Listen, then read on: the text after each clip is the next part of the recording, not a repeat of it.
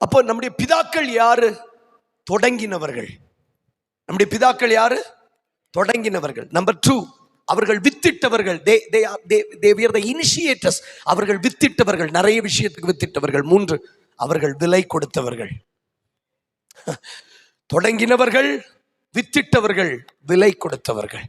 வாசிக்கலாம் வேகமா, 2-3 வசனங்களை வேகமா வாசிக்கலாம். முகத்தை நல்லா வச்சுக்கிடுங்க, நான் சொல்லிட்டே இருக்கிறேன். ஆதி சங்கீதம் 22:4. சங்கீதம் 22:4 ப்ளீஸ். எங்கள் பிதாக்கள் உம்மிடத்தில் நம்பிக்கை வைத்தார்கள். இந்த நம்பின அவர்களை நீர் விடுவித்தீர். எங்கள் பிதாக்கள் உம்மிடத்தில். அப்ப நம்முடைய பிதாக்கள் யாருன்னு நான் சொன்னேன் ஏற்கனவே. நான் உங்களுக்கு சொன்னேன், வேதாகமத்தினுடைய பிதாக்கள், நமக்கு முன் ஓடின பிதாக்கள், நம்முடைய பிதாக்கள் தேவனிடத்திலே நம்பிக்கை வைத்தார்கள். நம்பின அவர்களை அவர் என்ன செய்தாரா? விடுவித்தார். நம்முடைய பிதாக்கள் இந்த ஆண்டவரை நம்புறது அவ்வளவு சாதாரணமாய் அவர்களுக்கு இருக்கவில்லை. இந்த பிதாக்கள் நம்மை போல நம்புவதற்கு அவர்களுக்கு ஒரு சாத்தியக்கூறும் கிடைக்கல. நாம் நம்முடைய தேவனை நம்புவதற்கு நமக்கு நிறைய அடையாளங்கள் இருக்கிறது. இந்த தேவனை நம்பலாம் என்பது, மரியாளுக்கு தேவனை நம்பலாம், புருஷனை அறியாத நான் கர்ப்பவதி ஆக முடியும் என்பதற்கு எலிசபெத் ஒரு அடையாளமா இருந்தாள். இப்படி அநேகர் அடையாளமா இருந்தார்கள். ஆனா நம்முடைய பிதாக்களுக்கு ஒரு அடையாளம் இல்லை, நம்புவதற்கு அடையாளம் இல்லை. ஆபிரகாமு கிட்ட ஆண்டவர் சொல்லுகிறார், உன் ஏக சுதனும் உன் ஒரே பேரான ஈசாக்கை நான் காண்பிக்கிற மலைகளில் ஒன்றில் தகன பலியிடு சொன்ன போது, ஆபிரகாமுக்கு இதுக்கு முன்னாடி யாராவது பலியிட்டு திரும்ப பெற்றுக்கொண்டதாக அடையாளம் இல்லை. That was a challenge. அது ஒரு சவால். தன்னோடு பேசினது உண்மையிலேயே கடவுள் தானா? கடவுள் இப்படி ஒரு பிறந்த பிள்ளையை கொல்ல சொல்லுவாராங்கிற ஒரு பேட்டர்ன், ஒரு அடையாளம் இல்லை. முதல் முறையாக ஆபிரகாம் இதை முயற்சி செய்தார். It was the first attempt in the humanity. மனு குலத்தில் இது முதல் முயற்சி. இந்த முதல்ல போன் வாங்குறவன் செத்தான். முதல்ல ஒரு பொருள் வரும் பாருங்க, காசு வச்சிருந்தாலும் சிலர் வாங்க மாட்டாங்க. ஒரு 10 பேர் வாங்கி நாசமா போட்டோம். நல்லா இருந்தனா வாங்கலாம், நல்லா இல்லைன்னா அவங்கள விட்டுறலாம். கேட்கல உங்களுக்கு? அப்ப it was the first attempt. ஒரு பிள்ளைய பலிபீடத்துல கடவுள் இப்படி சொல்லுவாரா? இதுக்கு முன்னாடி எங்கேயாவது இப்படி யாருக்காவது சொல்லி கடவுள் அவங்க பிள்ளைய திரும்ப கொடுத்திருக்கிறாரா? மாதிரி இல்ல. ஆனால் ஆபிரகாம் took the first, முதல் முயற்சி. என பிதாக்கள் ஆண்டவர் மேல நம்பிக்கை வச்சது அவ்வளவு சாதாரணம் கிடையாது. அப்படி நம்பிக்கை வச்சு ஒருவேளை கொன்னு இது கடவுள் இல்ல இது பிசாசுன்னு சொல்லிட்டா போனது தானே. ஏம்மா, உங்ககிட்ட ஊழியம் செய்யறதுக்கு கொஞ்சம் பூஸ்ட் குடிச்சிட்டு தான் வரணும் போல. அப்போ இது அவருக்கு சாதாரணமா இருக்கவில்லை. It was not easy. ஆனாலும் பலிபீடம் வரைக்கும் கொண்டு போய் கத்திய ஓங்கிட்டார். ஆல்மோஸ்ட் கொல்றதுக்கு முன் வந்துட்டாருங்க.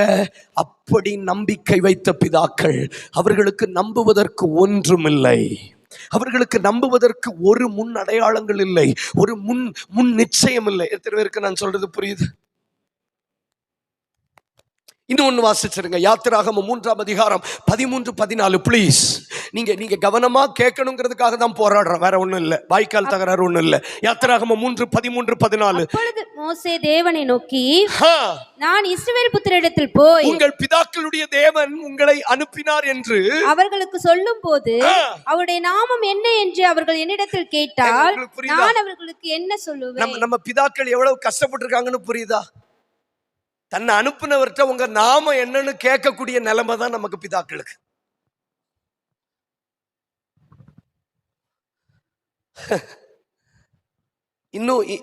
இன்னும் அரைக்கணும்னா என்கிட்ட அப்படி ஒரு மிக்ஸி இல்லை. இன்னும் அரைக்கணும்னா அம்மிக்கல்ல கொண்டு வந்து அரைக்கணும். நம்ம பிதாக்களுடைய நிலைமை எப்படி இருக்கு சொல்லுங்க? ஆண்டவர் சொல்றாரு, நீ என் ஜனங்களை விடுவிச்சுட்டு வான்னு சொல்றாரு. பரிதாபமா கேட்கிறாரு, ஆண்டவரே அப்படி எந்த கடவுளும் வந்துட்டு அனுப்புனாருன்னு கேட்டா உங்க பேரு என்னன்னு கேட்கக்கூடிய ஒரு பிதாக்கள் தான் நம்முடைய பிதாக்கள். நம்முடைய பிதாக்களுக்கு தன்னை அனுப்பின கடவுளுடைய பெயர் கூட தெரியலங்க. ஆனா இன்னைக்கு மூச்சுக்கு 300 தடவை யெகோவா தேவனுக்கு 1000 நாமங்கள்னு பாடுறோம். எல்ரோயின்னு சொல்றோம், யெகோவா ஈரேன்னு சொல்றோம், யெகோவா நிசியேன்னு சொல்றோம். ஆனா நம்முடைய பிதாக்களுக்கு தன்னை தன்னை அனுப்பின தேவனுடைய நாமம் கூட தெரிவதற்கு அவ்வளவு கடினமா இருந்தது. எதுக்கு இவ்வளவு பேசுறீங்கன்னு கேட்டீங்கன்னா, இந்த பிதாக்கள் சுதந்திரிக்க முடியுமானா இவர்களை பார்க்கிலும் எல்லாம் தெரிந்த நாம் எவ்வளவு சுதந்திரிக்கணும். கை தட்டுங்க. புரியுதா? எதுக்கு நாங்க உயிரை கொடுக்கிறோம்னு புரியுதா? இத பிளாட்டா பேசினா புரியாது. இத பிளாட்டா பேசினா புரியாது. அப்போ இந்த பிதாக்களுக்கு தம் பிள்ளைய பலியிட்டா திரும்ப அந்த பிள்ளை பாவனையா கிடைக்கும். வானத்து நட்சத்திரங்கள் பூமியின் மணலத்தனையா சந்ததியை மாற்றுவாருங்கிற நிச்சயம் இல்லை. நம்பர் 2, இந்த பிதாக்களுக்கு தேவனுடைய நாமம் தெரியல. ஆனா நமக்கு தேவனுடைய நாமம் தெரியும். இன்னைக்கு உபவாசிச்சா என்ன நடக்கும்னு நமக்கு தெரியும். 1 மணி நேரம் ஜெபம் பண்ணினா என்ன நடக்கும்னு நமக்கு தெரியும். ஆண்டவருக்கு காணிக்க கொடுத்தா என்ன கிடைக்கும்னு நமக்கு பிரமாணம் இருக்கிறது. ஆனா பிதாக்களுக்கு பிரமாணம் இல்லை. பிதாக்களுக்கு பைபிள் இல்லை. பிதாக்களுக்கு ஜெபம் பண்ணுனா எப்படி ஜெபம், they don't know how to pray. எப்படி ஜெபிக்கணும்னு அவங்களுக்கு தெரியாது. எப்படி பைபிள் படிக்கணும்னு தெரியாது. எப்படி பலி இடணும்னு அவங்களுக்கு தெரியாது. சர்வாங்க தகன பலி அவங்களுக்கு தெரியாது.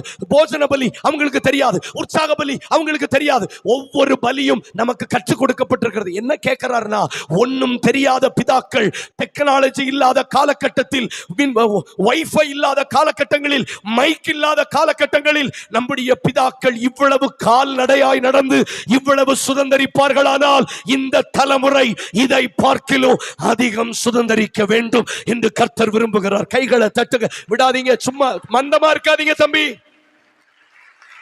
கொஞ்சம் கைகளை தட்டுங்க. ஆவியில உணர்ந்து எங்க பிதாக்கள் ஒன்றும் தெரியாமலேயே இவ்வளவு சுதந்தரிக்க முடியுமானால் நாங்கள் எவ்வளவு சுதந்தரிக்க வேண்டும் என்கிற உணர்வுடையவர்கள் மட்டும் கைகளை தட்டலாம். வாய்களை திறங்க.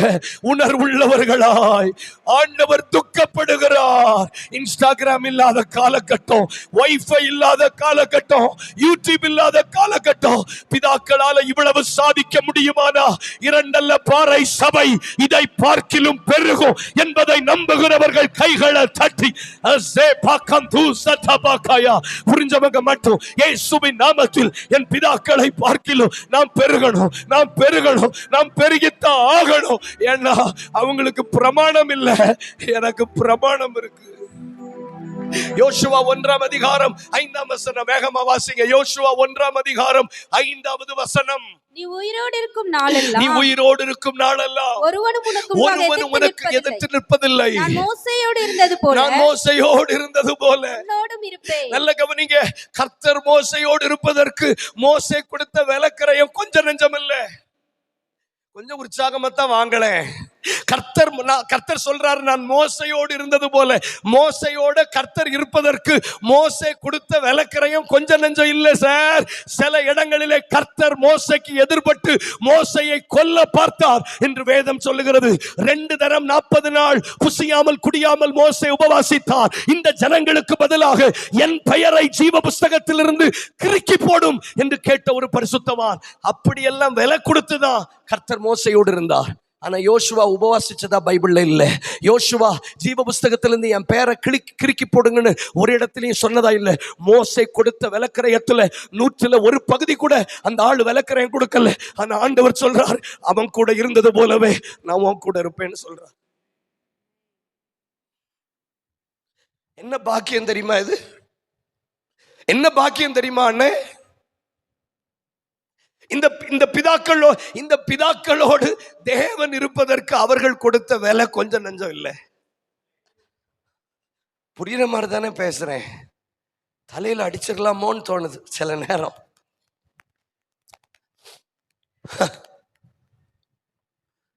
டிஜே தினகரன் ஐயா அந்நிய பாஷை அடையாளத்தோட அபிஷேகம் பெறுவதற்கு 11 வருஷம் காத்திருந்தாராம். மதுரை தமுக்க மைதானத்தில் டிஎல் ஆஸ்மான் மூலமாய் நடத்தப்பட்ட கூட்டத்தில் பச்சை மணலில் முகத்தை உள்ள வச்சுட்டு அழுதாராம். ஆனா அன்னைக்கு கேட்ட உடனே அபிஷேகம், கேட்ட உடனே கிருபை, கேட்ட உடனே ஞானம், கேட்ட உடனே புத்தி, கேட்ட உடனே சகலமும் நமக்கு கொடுக்கப்படுகிறது. ஐ ரிப்பீட் அகைன், நான் மோசையோடு இருந்ததற்கு மோசை கொடுத்த வேலை கொஞ்சம் நெஞ்சம் இல்லை. ஆனா அவ்வளவு விலை கொடுத்துதான் நான் மோசையோடு இருந்தேன். அந்த அந்த விலை எதுவும் கொடுக்காமலேயே நான் உன் கூட இருப்பேன்னு சொல்றாருன்னா நம்ம எவ்வளவு சாதிக்கணும் தங்கச்சி, நம்ம எவ்வளவு சாதிக்கணும். ஏதாவது ஒரு எல்லையில உணர்வு வரணும். என்ன வரலன்னா கஷ்டம். இந்த மோசையோடு கர்த்தர் இருந்ததற்கு மோசே கொடுத்த சாக்ரிஃபைஸ் விலை கொஞ்சம் நஞ்சம் இல்லை. ஆனா நான் உன் கூட இருப்பேன், நான் உன்னை விட்டு விலகுவதில்லை, உன்னை கைவிடுவதில்லைன்னு சொல்லிட்டு 7வது வசனம் வாசிங்க. என் தாசனாகிய மோசே உனக்கு கற்பித்த நியாயப்பிரமாணத்தின் படியெல்லாம் செய்ய கவனமா இருக்க மாத்திரம். கவனிங்க, அப்போ அவங்க பிதாக்கள் கஷ்டப்பட்டு ஒரு சில காரியத்தை சம்பாதிச்சு வச்சிருக்காங்க. அந்த நியாயப்பிரமாணத்தின்படி செய்ய மட்டும் நீ கவனமா இருந்தா போதும், நீ போகும் இடமெல்லாம் புத்திமானாய் நடந்து கொள்ளும்படி அதை விட்டு இடதுபுறம் வலதுபுறம் விலகாம இரு, நீ உன் காரியத்தை வாய்க்க பண்ணுவாய்ன்னு சொல்றார். சிம்பிளா பிதாக்கள் கஷ்டப்பட்டு சம்பாதிச்சு வச்ச ஒரு அளவு சட்டை, அந்த அளவு சட்டைப்படி நம்ம சட்டையை தச்சுட்டா போதும்னு சொல்றார். ரொம்ப கஷ்டமான வார்த்தையை சொல்லிட்டேன்ல. சட்டை தைக்கிறது கஷ்டம், அடுத்தடுத்த சட்டை தைக்கிறது ஈஸி. இது ரொம்ப கஷ்டம், உங்களுக்கு புரியாத பாஷை. துணி இப்போ ரெடிமேட் வந்துட்டுங்க, அப்ப டெய்லருக்கு தான் கிராக்கி ஜாஸ்தி. கிறிஸ்மஸ் நியூ இயர் வந்துட்டுன்னா டெய்லர் தான் பிஸி, கலெக்டரை விட பிஸி டெய்லர் தான். தடவை சட்டை தைக்கும் போது ரொம்ப கஷ்டமா இருக்கும். ஒரு நல்ல சட்டை தைச்சிட்டோம்னா அதுக்கப்புறம் எத்தனை சட்டை வேணாலும் அந்த சட்டையை வச்சு தைக்கலாம். இவங்கெல்லாம் அளவு சட்டையை தைச்சவங்க, மோசே, ஆபிரகாம், இவங்கெல்லாம். இந்த சட்டையின்படி நாம வாழ்ந்தாலே நாம் தேசத்தை சுதந்திரித்து விடலாம் ஆண்டவர் சொல்றார். கரங்களை உயர்த்தி புரிஞ்சவங்க ஆண்டவருக்கு மகிமை செலுத்துங்க. சரி, நல்ல கரங்களை அசைத்து எனக்கு இந்த வார்த்தையை அழுத்தமாய் ஆவியானவர் சொல்லுகிறார். நான் மோசையோடு இருப்பதற்கு மோசை கொடுத்த வேலை கொஞ்சம் நஞ்சம் இல்லை.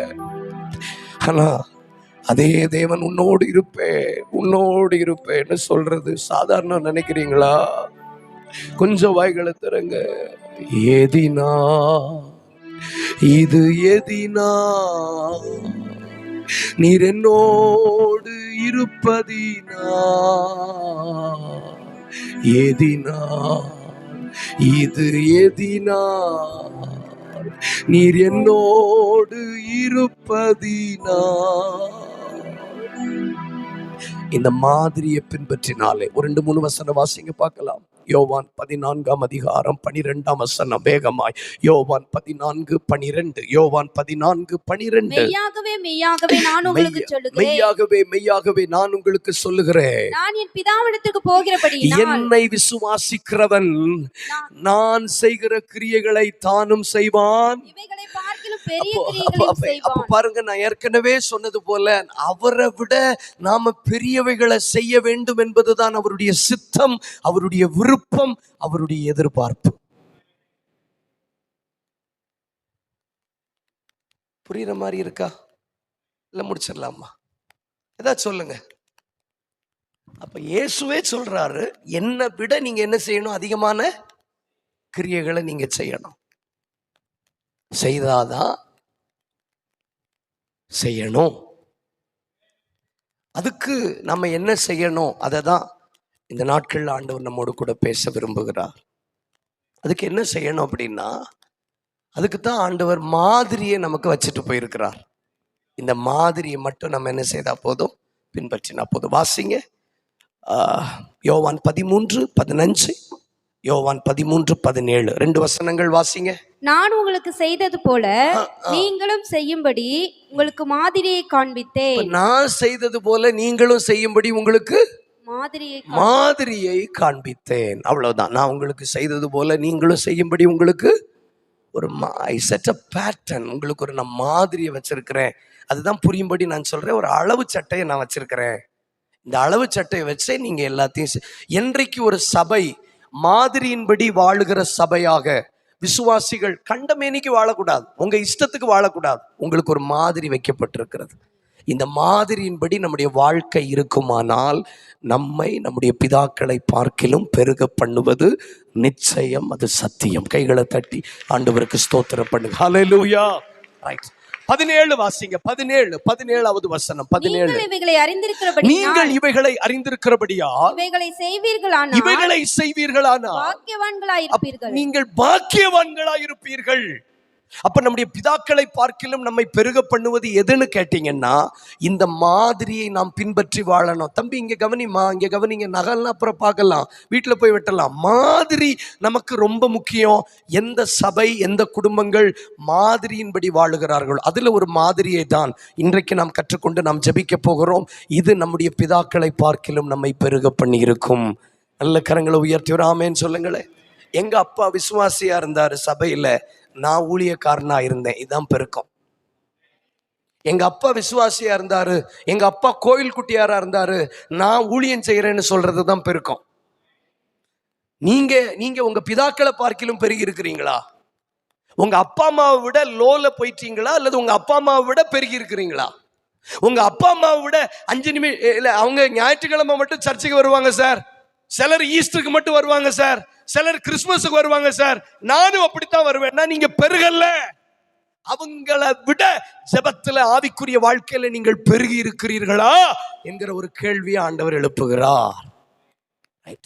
வாசிக்கலாம். என்ன மாதிரி? வேகமா என்ன மாதிரி ஆண்டவர் எதிர்பார்க்கிறார்? வேகமாய் என்னாகமம் 2ஆம் அதிகாரம் 17வது வசனம். 2ஆம் அதிகாரம் 17. என்னாகமம் 2ஆம் அதிகாரம் 17. பின்பு ஆசரிப்பு கூடாரம் லேவியரின் சேனையோடு பாளையங்களின் நடுவே பிரயாணப்பட்டு போக வேண்டும். எப்படி பாளையம் இறங்கினார்களோ அப்படியே அவரவர் தங்கள் வரிசையிலே தங்கள் கொடிகளோடு பிரயாணமாய் போகிறார்கள். எப்படி பாளையம் இறங்கினார்களோ அப்படியே, எப்படி நீங்கள் துவங்குகிறீர்களோ அப்படியே நீங்கள் தொடரவும் வேண்டும் என்று கர்த்தர் விரும்புகிறார். சத்தமா சொல்லுங்க ஹல்லேலூயா. எப்படி நீங்கள் துவங்கினீர்களோ அப்படியே நீங்கள் தொடரவும் வேண்டும் என்று கர்த்தர் விரும்புகிறார். சுதந்தரிப்பதற்கு வேண்டிய முக்கியமான ஒரு மாதிரி என்னன்னு கேட்டீங்கன்னா, தொடருகிறவர்கள். சத்தமா சொல்லுங்களேன், தொடருகிறவர்கள். வேகமா முடிச்சிடலாம். நிச்சயமாய் நம்ம இதை ஆசீர்வதிக்கும். யார் வேண்டுமானாலும் தொடங்கலாம், தொடருகிறவர்கள் தான் ஆண்டவருக்கு தேவை. யார் வேண்டுமானாலும் தொடங்கலாம், எல்லாராலையும் தொடர முடியாது. இந்த ஸ்கூல் தொடங்கின உடனே பாருங்க, எல்லா பிள்ளைகளும் ஸ்கூலுக்கு போகும். ஸ்கூல் தொடங்கி கொஞ்ச நாள் ஆன பிறகுதான் வயிற்று வலி வந்துடும், தலைவலி வந்துடும், காய்ச்சல் வந்துடும். யார் வேண்டுமானாலும் தொடங்கலாம், எல்லாராலும் தொடர முடியாது. வேகமாய் வாசிக்கலாம். பிலிப்பியர் 3ஆம் அதிகாரம் 12வது வசனம். பிலிப்பியர் 3ஆவது அதிகாரம் 12வது வசனம். நான் அடைந்தாயிற்று அல்லது முற்றிலும் தேறினவனானேன் என்று எண்ணாமல் கிறிஸ்து இயேசுவினால் நான் எதற்காக பிடிக்கப்பட்டேனோ அதை பிடித்துக் கொள்ளும்படி ஆசையாய். நாம் எதற்காக பிடிக்கப்பட்டிருக்கிறோம்? நம்முடைய பிதாக்களை பார்க்கிலும் பெருகுவதற்கு. நம்முடைய பிதாக்களை பார்க்கிலும் பெருகுவதற்கு. நான் ஏதோ ஒரு வட்டத்திலே பெருகி இருக்கிறேன் என்பதல்ல, என் பிதாக்களை பார்க்கிலும் நான் பெருகுவதற்கு கர்த்தர் என்னை பிடித்திருக்கிறார். நான் அதை பிடித்துக் கொள்ளும்படி என்ன செய்யணுமா? ஆசையாய் தொடர வேண்டும். சத்தமா சொல்லுங்களேன், ஆசையாய் தொடர வேண்டும். சத்தமா சொல்லுங்க, ஆசையாய் தொடர வேண்டும். எந்த தேவ பிள்ளை எந்த ஒரு ஆவிக்குரிய வாழ்க்கையிலே தொடருகிற அனுபவம் நமக்கு இருக்கிறதோ, நிச்சயமாய் நாம் நம்முடைய பிதாக்களை பார்க்கிலும் பெருக முடியும். நம்ம கிட்ட இருக்கிற பிரச்சனை என்னன்னா, எல்லாத்தையும் செய்வோம், ஆனா எதையும் தொடர்ந்து செய்ய மாட்டோம். நீங்க முகத்தை இப்படி வச்சிருக்கிறதுனாலே உங்களை கண்டுபிடிக்கிறது ரொம்ப கஷ்டம். தமிழ்நாட்டுக்காரங்களுக்கு மட்டும்தான் இப்படி ஒரு முகம் இருக்கும். நம்ம எல்லாத்தையும் செய்வோம், ஆனா எதையும் என்ன செய்ய மாட்டோம், தொடர்ந்து. ஆமான்னா ஆமான்னு சொல்லுங்க. ஆமா, அதான் உண்மை. நம்ம எல்லாம் ஜெபிப்போம், ஆனா தொடர்ந்து ஜெபிக்க மாட்டோம். நம்ம பைபிள் படிப்போம், ஆனா தொடர்ந்து படிக்க மாட்டோம். எதையும் ஒழுங்கா செய்ய மாட்டோம். இந்த கடையிலிருந்து செடியை வாங்கி வச்சதுதான், அது அன்னைக்கு தண்ணி ஊத்துனதுதான், அப்புறம் இன்னைக்கு வரைக்கும் அந்த ரோஸுக்கு தண்ணி ஊத்தல. அதான் மழை பெஞ்சு தண்ணி ஊத்துனா வரட்டும். ரோஜா செடி தெரியுமா, கேள்விப்பட்டிருக்கீங்களா? வாங்கி வச்சதோட சரி, நம்ம எல்லாம் தொடங்குவோம், ஆனா நம்ம யாருக்கும் தொடர தெரியாது. நம்ம எல்லாம் we are good starters. நம்ம எல்லாம் நல்ல துவங்குகிறவர்கள். எங்க அப்பா கேட்பார், ஊர்ல இருக்கிற செடியெல்லாம் வாங்கி கொண்டு வச்சிருக்க, யார் தண்ணி ஊத்துவான்னு?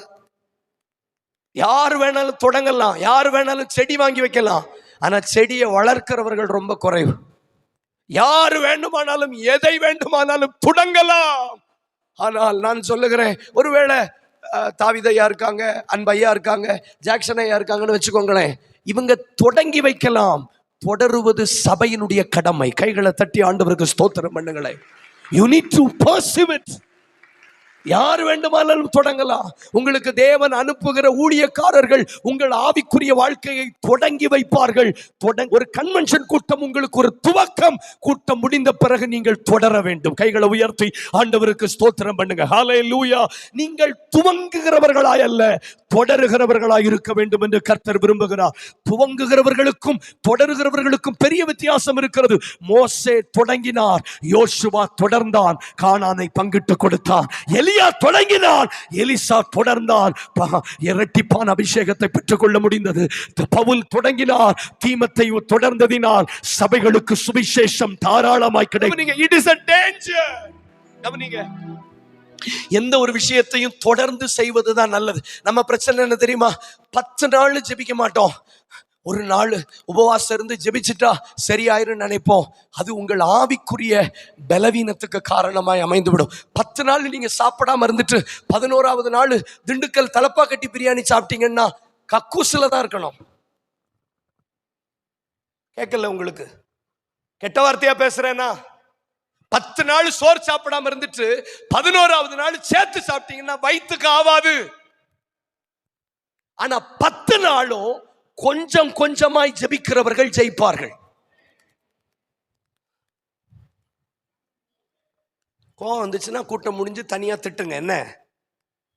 ஆனா ஒண்ணு புரிஞ்சுக்கிடுங்க, நாம என்ன நினைக்கிறோம்னா, எங்க ஒரு 3 நாள் கன்வென்ஷன்ல நம்மள சரி பண்ணிக்கலாம்னு நினைக்கிறோம். அது உங்களை வியாதியில கொண்டு போய் முடிச்சிடும். It lead you to death. உபவாசம் இருந்துட்டு 40 நாள், எனக்கு தெரியும் 40 நாள் ட்ரை ஃபாஸ்டிங் இருந்துட்டு என் கூட இருந்த ஒரு பாஸ்டர் 40 நாள் உபவாசம் இருந்துட்டு பசி தாங்க முடியலன்னு தக்காளி சாதமும் மஷ்ரூம் கிரேவியும் வாங்கி சாப்பிட்டு சாக கிடந்தார். எனக்கு தெரியும். 40 நாள் இடைவெளிக்கு பிறகு நீங்க சாப்பிட்டீங்கன்னா அது உங்களுக்கு பிரச்சனையை கொண்டு வரும். உங்களுடைய இறப்பை வேலை செய்யாது, உங்களுடைய சரீர உறுப்புகள் ஒத்துழைக்காது. ஆனா 40 நாளும் கொஞ்சம் கொஞ்சமா நீங்க செய்தீங்கன்னா அது உங்கள் சரீரத்துக்கு பலத்தை கொடுக்கும். அதனால தான் இயேசு சொன்னார், 24 மணி நேரத்தை நான் தந்துட்டு டெய்லி 1 மணி நேரம் நான் கேட்கிறேன். இதுதான் ஆண்டவர் நம்மை நடத்துகிற நடத்திப்பு. ஆனா நம்ம என்ன நினைக்கிறோம்? அட் ஒன்ஸ் அதை ரீகெயின் பண்ணணும்னு நினைக்கிறோம். அதுதான் நிறைய பேர் ஆவிக்குரிய ரீதியிலே உங்களில் சிலர் பலவீனரும், உங்களில் சிலர் வியாதி உள்ளவர்களும், உங்களில் சிலர் நித்திரையும் அடைந்திருக்கிறார்கள். ஐ ரிப்பீட் அகைன், உங்களில் சிலர் பலவீனரும், உங்களில் சிலர் வியாதி உள்ளவரும், உங்களில் சிலர் நித்திரையும் அடைந்த தன்னைத்தான் நிதானித்து அறியாதவர்கள். அப்போ இன்னைக்கு நமக்கு பிரச்சனை என்னன்னா, எதையும் தொடர்ந்து செய்ய வேண்டாம். பிரச்சனை வரும்போது மொத்தமா செய்யலாம் நினைக்கும் போது அது ஆவிக்குரிய வீழ்ச்சிகளை நம்மை கொண்டு போய் விட்டுவிடும். உங்களுக்கு புரியுதுன்னு சொல்றவங்க கைகளை உயர்த்தி காட்டுங்க பார்க்கலாம். எனக்கு புரியுதுன்னு சொல்றவங்க, கஷ்டமா இருக்கா நான் பேசுறது? கொஞ்சம் கவனமா கேளுங்க. ஆவியானவருடைய பாரத்தை தான் நான் சொல்றேன். ஒரு எழுப்புதல் பிரசங்கம் பண்ணிட்டு உங்ககிட்ட நல்ல பேர் வாங்கிட்டு போறதுக்கு நான் வரல. சபை அடுத்த பகுதிக்குள்ளே கடந்து செல்ல வேண்டும். நம்மிடத்தில் இருக்கிற பிரச்சனைகளை ஆண்டவர் சுட்டி காட்ட விரும்புகிறார். மறுபடியும் தொடருவதற்கு ஆண்டவர் கிருபை தரட்டும். கைகளை அசைத்து ஆண்டவருக்கு ஸ்தோத்திரம் பண்ணுங்களே. ஆதியாகமம் 1ஆம் அதிகாரம் 1ஆம் வசனம் சொல்லுகிறது, ஆதியிலே தேவன் வானத்தையும் பூமியையும் சிருஷ்டித்தார். 2ஆம் வசனம் சொல்லுகிறது, பூமியானது வெறுமையும் ஒழுங்கின்மையுமாய் இருந்தது, ஆழத்திலே இருள் இருந்தது, ஜலத்தின் மேல் ஆவியானவர் அசைவாடி கொண்டிருந்தார். ஆவியானவர் இந்த பூமியிலே அனுப்பப்பட்டதனுடைய பிரதான நோக்கம் கைத்தட்டுவதற்கோ அந்நிய பாஷை பேசுவதற்கு அல்ல, நம்முடைய ஒழுங்கின்மையை மாற்றுவதற்கு. டு எராடிகேட் நம்மிடத்தில் இருக்கிற ஒழுங்கின்மையை மாற்றுவதற்கு. நம்மிடத்தில் எந்த விஷயத்திலும் ஒழுங்கில்லாததுனாலதான் கவனிங்க, இந்த ஒழுங்கின்மை மாற்றப்படாத வரையிலும் ஆண்டவர் பேசவில்லை. பேசாததுனால ஒன்றும் சிருஷ்டிக்கப்படவில்லை. ஒன்றும் சிருஷ்டிக்கப்படாததினால் ஒன்றையும் பார்த்து நல்லது நல்லது என்று ஆண்டவர் சொல்லவில்லை. 2024 வருஷத்துல நம்முடைய தனிப்பட்ட வாழ்க்கையில் இருக்கிற ஒழுங்கின்மை மாற்றப்படுமானால் கர்த்தர் பேச தொடங்குவார். கர்த்தர் பேசினா அடுத்து சிருஷ்டிக்க தொடங்குவார். அவர் சிருஷ்டித்தால் சிருஷ்டித்தவைகளை பார்த்து பரவாயில்லைன்னு சொல்ல மாட்டார். நல்லது நல்லது. நான் தீர்க்க தரிசனமா சொல்லுகிறேன், இத்தனை வருஷம் இல்லாதவைகள் புதியவைகள் சிலது சிருஷ்டிக்கப்பட போகிறது, புதியவைகள் உண்டாக்கப்பட போகிறது. ரெண்டல்ல பாறையில் இதுவரையிலும் தேவன் துக்கப்பட்டது போல் அல்ல, தேவன் முகத்தை திருப்பினது போல் அல்ல, அசுசியானதை கண்டு அவர் விலகி போகிறது போல் அல்ல. நல்லது என்று சொல்லத்தக்கவைகள் உங்கள் வாழ்க்கையிலே உங்கள் குடும்பத்திலே உண்டாகத்தக்கதாக. அப்போ ஆண்டவர் பேசணும். எப்ப பேசுவார்? ஒழுங்கின்மை மாறினா பேசுவார். ஆஃப்டர் ஆல் ஒரு மனுஷங்க எனக்கே நீங்க ஒத்துழைப்பு கொடுக்கலங்கும் போது எனக்கு பேசணும்னு தோணலன்னா சர்வ சிருஷ்டிகர் எவ்வளவு எதிர்பார்ப்பார்? கொஞ்சம் எனக்கு ஒத்துழைப்பு கொடுங்களேன், யூடியூப்ல என் சேனலை சப்ஸ்கிரைப் பண்ணுங்கன்னு கேட்டேன்னா உங்ககிட்ட கொஞ்சம் எனக்கு ஒத்துழைப்பு கொடுங்களேன், கொஞ்ச நேரம். எங்க ஆஃப்டர் ஆல் உங்க பிள்ளைங்க கூட கை கால் கழுவாம, ஒரு ஒழுக்கம் இல்லாம, சமணங்கள் போடாம, நீங்க எதிர்பார்க்கிற மாதிரி இல்லாம அவங்க முன்னாடி நீங்க சாப்பாடை வைக்கிறதுக்கு எவ்வளவு யோசிக்கிறீங்க? எல்லாத்துக்கும் இப்படியே இருங்க. என்ன சோத்தை பத்தி சொன்னாலும் இப்படித்தான் இருக்கீங்க, வசனத்தை சொன்னாலும் இப்படித்தான் இருக்கீங்க. அப்ப நாம நம்ம பிள்ளைங்க கிட்ட எவ்வளவு ஒழுங்கு எதிர்பார்க்கிறோம் சொல்லுங்க. நீ குளிச்சாதான் சாப்பாடு தருவேன்னு சொல்றோம் இல்லையா? நீ படிச்சு முடிச்சாதான் நான் உனக்கு காசு தருவேன்னு சொல்றோம். சைக்கிள் ஓட்டுறதுக்கு நான் உனக்கு அப்பந்தான் பெர்மிஷன் தருவேன்னு சொல்றோம். எனக்கு அருமையானவர்களே, எப்போ அந்த ஒழுங்கின்மை நம்மை விட்டு நீங்க, அது 80 வயதானாலும் மோசே நான் உனக்காக காத்திருப்பேன் நீ ஒழுங்காகிற வரைக்கும். அது எத்தனை வருஷம் ஆனாலும் சரி. நீங்க நினைச்சுக்கிட்டு இருக்கிறீங்க வேற குவாலிட்டிஸ் ஆண்டவர்கிட்ட எதிர்பார்க்கிறார். இல்ல, நான் என்னுடைய பாதையில நான் கற்றுக்கொண்டதை சொல்றேன். அதிகமாய் உபவாசிச்சவன், அதிகமா ஒரு வருஷத்துல குறைஞ்சது 2 தடவை 21 நாள், ஒரு தடவை 40 நாள் உபவாசிக்கிறவங்க. ஆனா உபவாசத்தினால பிரயோஜனம் இல்லைன்னு நான் கண்டுபிடிச்சேன். என்கிட்ட ஆண்டவர் எதிர்பார்க்கிறது நான் ஒழுங்கா தொடர்றேன்னா என்கிட்ட ஒழுக்கம் இருக்கானா. நாசின் சுவாசத்தினால செங்கடலை பிளக்கிறவரு அந்த எரிகோ அலங்கத்தை ஒரு சுவாசத்துல இடிச்சு தள்ளி இருக்கலாம். ஆனா 6 நாள் ஒழுங்கா சுத்துறாங்களான்னு பார்த்தாரு. 7வது நாள் ஆர்ப்பரித்த போது அலங்கம் இடிந்தது. யார் யாருக்கிட்டெல்லாம் அந்த தொடருகிற ஆவி இருக்கிறதோ அமைதியாய் தொடரணும், சத்தம் காட்டாம தொடரணும். ஒவ்வொரு தடவையும் சுத்திட்டு அலங்கம் இடிஞ்சிட்டான்னு பார்க்கல.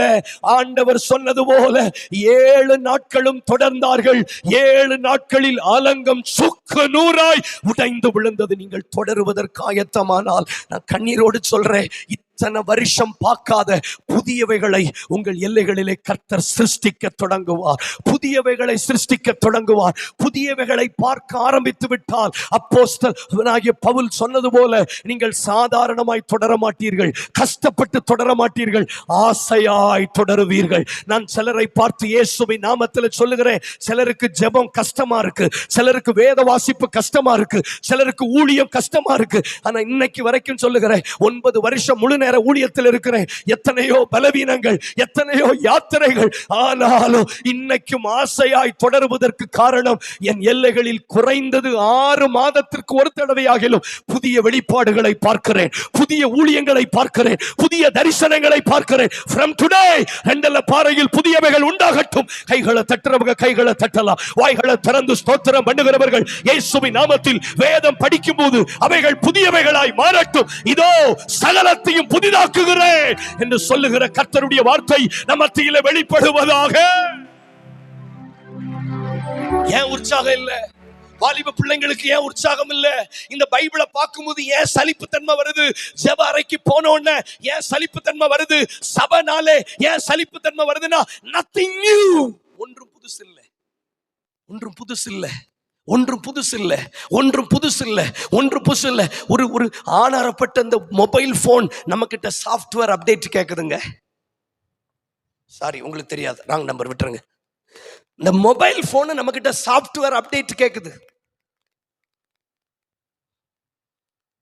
10 வருஷத்துக்கு ஒரு தடவை லைசன்ஸ் ரினியூ பண்ணணும்னு அரசாங்கம் சொல்லுது. ஆனா ஆவிக்குரிய வாழ்க்கை மட்டும் இன்னும் புதுப்பிக்கப்படவில்லை. அதனாலதான் ஆசையா என்னால தொடர முடியல. கொஞ்சம் உற்சாகமா தான் இருங்களேன். வாசிங்க என்னாகமம் 16:28 முதல் 30. வேகமா வாசிங்க, சீக்கிரமா. பிரயோஜனமா இருக்கிறவங்க கைகளை உயர்த்தி ஆண்டவருக்கு ஸ்தோத்திரம் பண்ணுங்களேன். நல்ல கைகளை உயர்த்தி ஸ்தோத்திரம் பண்ணுங்களேன். ஹல்லேலூயா. வாசிக்கலாம். என்னாகமம் 16:28 முதல் 30. அப்பொழுது மோசே, இந்த கிரியைகளை எல்லாம் செய்கிறதற்கு கர்த்தர் என்னை அனுப்பினார் என்றும் அவைகளை நான் என் மனதின்படியே செய்யவில்லை என்றும். கர்த்தர் என்ன அனுப்பினார் என்றும், இரண்டாவது என் மனதின்படி இதை செய்யல. அப்போ ஜனங்களுக்கிட்ட மோசே சொல்றாரு, இதெல்லாம் நான் என் இஷ்டப்படி செய்யல, கர்த்தர் என்னை அனுப்பினார். என் கூட கொஞ்சம் வாங்கலேன், கர்த்தர் அனுப்பினார்.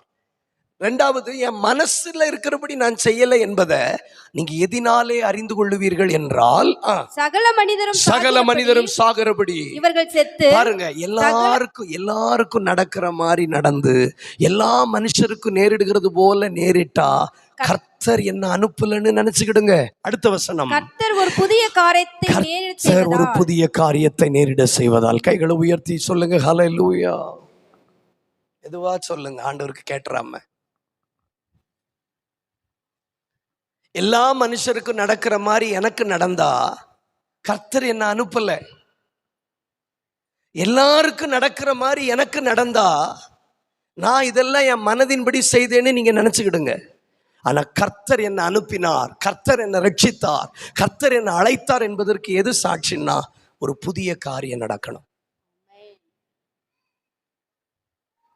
New things will happen. புதுசா ஏதாவது நடக்கணும். இது ஒரு விசுவாசிக்கு தேவன் கொடுத்த உரிமை. இந்த உரிமை நமக்கு இருக்கு. என்ன நீங்க அழைச்சது உண்மைன்னா, என் ஆபீஸ்ல மற்றவங்களுக்கு நடக்கிற மாதிரி எனக்கு நடக்கக்கூடாது. என் வேலை ஸ்தலத்துல மற்றவங்களுக்கு நடக்கிற மாதிரி நடக்கக்கூடாது. என் படிக்கிற இடத்துல மற்றவங்களுக்கு நடக்கிற மாதிரி நடக்கக்கூடாது. ஸ்தேவான் ஒரு பொருத்தனையோடு ஆலோசனை சங்கத்தில் போய் நின்றுப்பான்னு நான் நினைக்கிறேன். என்ற கர்த்தர் அழைத்தது பரிசுத்தாவினாலும் நற்சாட்சி பெற்ற 7 பேரை தெரிந்து கொண்டது உண்மைன்னா, நான் ஆலோசனை சங்கத்தில் நிற்கும் போது என் முகம் மற்றவங்க முகம் மாதிரி இருக்கக்கூடாதுன்னு ஜெபம் பண்ணியிருப்பான்னு நினைக்கிறேன். அவன் முகம் தேவதூதனை போல் பிரகாசித்தது. விசுவாசிக்கிறவங்க மட்டும் கைகளை தட்டுங்க. ஆவியை பெற்றவங்க இருப்பீங்கன்னா, எத்தனை பேர், எத்தனை வாலிபர்கள் கேட்க முடியும், கர்த்தர் என்ன அழைத்தது உண்மையானா என் தெருவில் மற்றவங்களுக்கு நடக்கிற மாதிரி எனக்கு நடக்கக்கூடாது, மற்றவர்களுக்கு சம்பவிக்கிறது போல எனக்கு நடக்குமானா, மற்றவங்களுக்கு எனக்கு என்ன வித்தியாசம், ரட்சிக்கப்பட்ட ஜனமே உனக்கு ஒப்பானவன் யார் என்று கேட்கிறது உண்மையானா. கவனிங்க, இந்த 2 பாறையில் நீதிமானுக்கும் துன்மார்க்கனுக்கும், ஊழியம் செய்கிறவனுக்கும் ஊழியம் செய்யாதவனுக்கும் ஒரு வித்தியாசம் வரணும். ஓர்பாளுக்கும் ரூத்துக்கும் ஒரு வித்தியாசம் வரணும். சாராளுக்கும் ஆகாருக்கும் வித்தியாசம் வரணும். ஈசாக்குக்கும் இஸ்மவேலுக்கும் வித்தியாசம் வரணும். ஒரு புதியவைகள் நடக்கணும். பஞ்ச காலத்திலும் நான் விதைக்கணும். 100 மடங்கு கர்த்தர் எனக்கு அறுவடைய தரணும். அத்தனை கவனிங்க, ஒரு பிரசங்கியார் உங்களை மாற்ற முடியாது, ஆனா புதியவைகள் உங்களை மாற்றும். ஒரு பிரசங்கியார் உங்களை மாற்ற முடியாது. they can give you instructions. உங்களுக்கு ஆலோசனைகளை தான் நாங்க தர முடியும். we are not God. நாங்க கடவுள் கிடையாது. ஆனா புதியவைகளை பார்த்தா உங்களால சும்மா இருக்க முடியாது. புதியவைகளை பார்த்தா உங்களால ஜெபிக்காம இருக்க முடியாது. புதியவைகளை பார்த்தா உங்களால திரும்ப இந்த பைபிளை பேசாம இருக்க முடியாது. 11 மணி வரைக்கும் என்ன பேச சொன்னாலும் நான் பேசுவேன். ஏன் தெரியுமா? நான் புதியவைகளை பார்க்கிறவன். நான் பேசுனதை பேசுற ஆள் இல்லை. ஏதோ ஒரு விஷயம் எனக்கு புதுசா கிடைக்கும். இதுக்கு மேல எப்படி புரிய வைக்க எனக்கு தெரியல, மன்னிச்சுக்கிடுங்க. என்ன ஒரு புதியவைகளை பார்க்கல தம்பி நீங்க. You didn't see a new thing. 23 வருஷமா திடப்படுத்துதல் எடுத்துட்டு, ஞானஸ்தானம் எடுத்துட்டு, இந்த சபையில கம்யூனியன் சர்வீஸ் எடுத்துட்டு, ஞாயிற்றுக்கிழமை ஆராதனைக்கு வர்றீங்க போறீங்களே தவிர இதுவரைக்கும் இந்த தேவனுக்குள்ள புதியவைகளை நீங்க பார்க்கல. நான் சொல்லுகிறேன், ஆபிரகாமுக்குத்தான் நான் யெகோவா ஈரே, மோசேக்கு நான் யெகோவா நிசி. மோசேக்குத்தான் நான் யெகோவா நிசி, மோசேக்கு நான் யெகோவா. நான் கிதியோனுக்கு யெகோவா ஷாலோ. ஒவ்வொருத்தருக்கும் ஒவ்வொரு ரீதியிலே கர்த்தர் தன்னை வெளிப்படுத்த ஆயத்தமா இருக்கிறார். நான் சொல்றேன், உங்க ஜெப வாழ்க்கை மரித்து போனதற்கு காரணம், உங்க விசுவாச ஜீவிதம் செத்து போனதுக்கு காரணம் வேற ஒண்ணு இல்ல. நீங்க புதியவைகளை இன்னும் பார்க்கல, புதியவைகளை பார்க்கல. ஆனா மோசே சவால் விடுறார். மோசே சவால் விடுறார். நான் ஆண்டவர்கிட்ட சொன்னேன்னா, எம்இ படிச்சுட்டு என்ன ஊழியத்துக்கு அழைச்ச போது நான் ஆண்டவர்கிட்ட சொன்னேன், ஊழியக்காரங்க இல்லைன்னா என்ன ஊழியத்துக்கு கூப்பிடுறீங்க, நான் வரமாட்டேன். அப்படி என்ன நீங்க ஊழியத்துக்கு அழைச்சது உண்மைன்னா, என் பிரசங்கம் வித்தியாசமா இருக்கணும், என் ஆராதனை வித்தியாசமா இருக்கணும். The style I presenting the word of God should be different. இல்லைன்னா என்ன அழைக்காதீங்க, இல்லைன்னா என்ன நம்ப மாட்டாங்க ஆண்டவரேன்னு சொன்னேன். என் ஜெபத்துக்கு அவர் தலை அசைச்சார், என் ஜெபத்துக்கு பதில் கொடுத்தாருங்க. இன்னைக்கு எத்தனையோ ஊழியர்கள் மத்தியில் நான் பிரசங்கம் பண்ணுகிறேன், ஊழியர்கள் கூட என்கிட்ட வந்து சொல்றாங்க சம்திங் டிஃப்ரெண்ட். அதுதான் அழைப்பின் நிச்சயம். இந்த உரிமை நம்ம ஒவ்வொருத்தருக்கு இருக்கு, ஒவ்வொருத்தருக்கு இருக்கு. கைகளை உயர்த்தி கேளுங்க. மற்ற மனுஷருக்கு எனக்கு ஒரு வித்தியாசத்தை காண்பிக்கிறது இதுதான். கொஞ்சம் வாய்களை திறங்க, கொஞ்சம் வாய்களை திறங்க. வாய்களை திறங்கன்னா கொஞ்சம் சத்தத்தை உயர்த்தலாமே. வேகமா வேகமா வேகமா. இத்தனை வருஷம் நான் கிறிஸ்தவ வாழ்க்கையில் இருக்கிறேன், ஒரு புதுசு பார்க்கலையே, ஒரு புதியது பார்க்கலையே. கொஞ்சம் வாய்களை திறங்களேன். கர்த்தரன் மெய்ப்பரா இருக்கிற நான் தாட்சி அடைய, இதுல ஒரு புதுமையை நான் உணரலையே. தம்பி வாயத்தரங்க, அண்ணே வாயத்தரங்க. நான் உங்களை கஷ்டப்படுத்துறேன்னா என்ன மன்னிச்சிருங்க. ஆனா தேவ ராஜ்யம் பலவந்தம் பண்ணுனாதான் பிடிக்க முடியும்னு எனக்கு தெரியும். வாய்களை திறங்களே.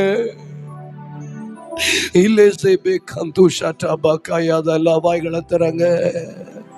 பீரி தேடுத்தி பிறக்கும் முன்னால் உமக்கென்று வாழ்ந்திட,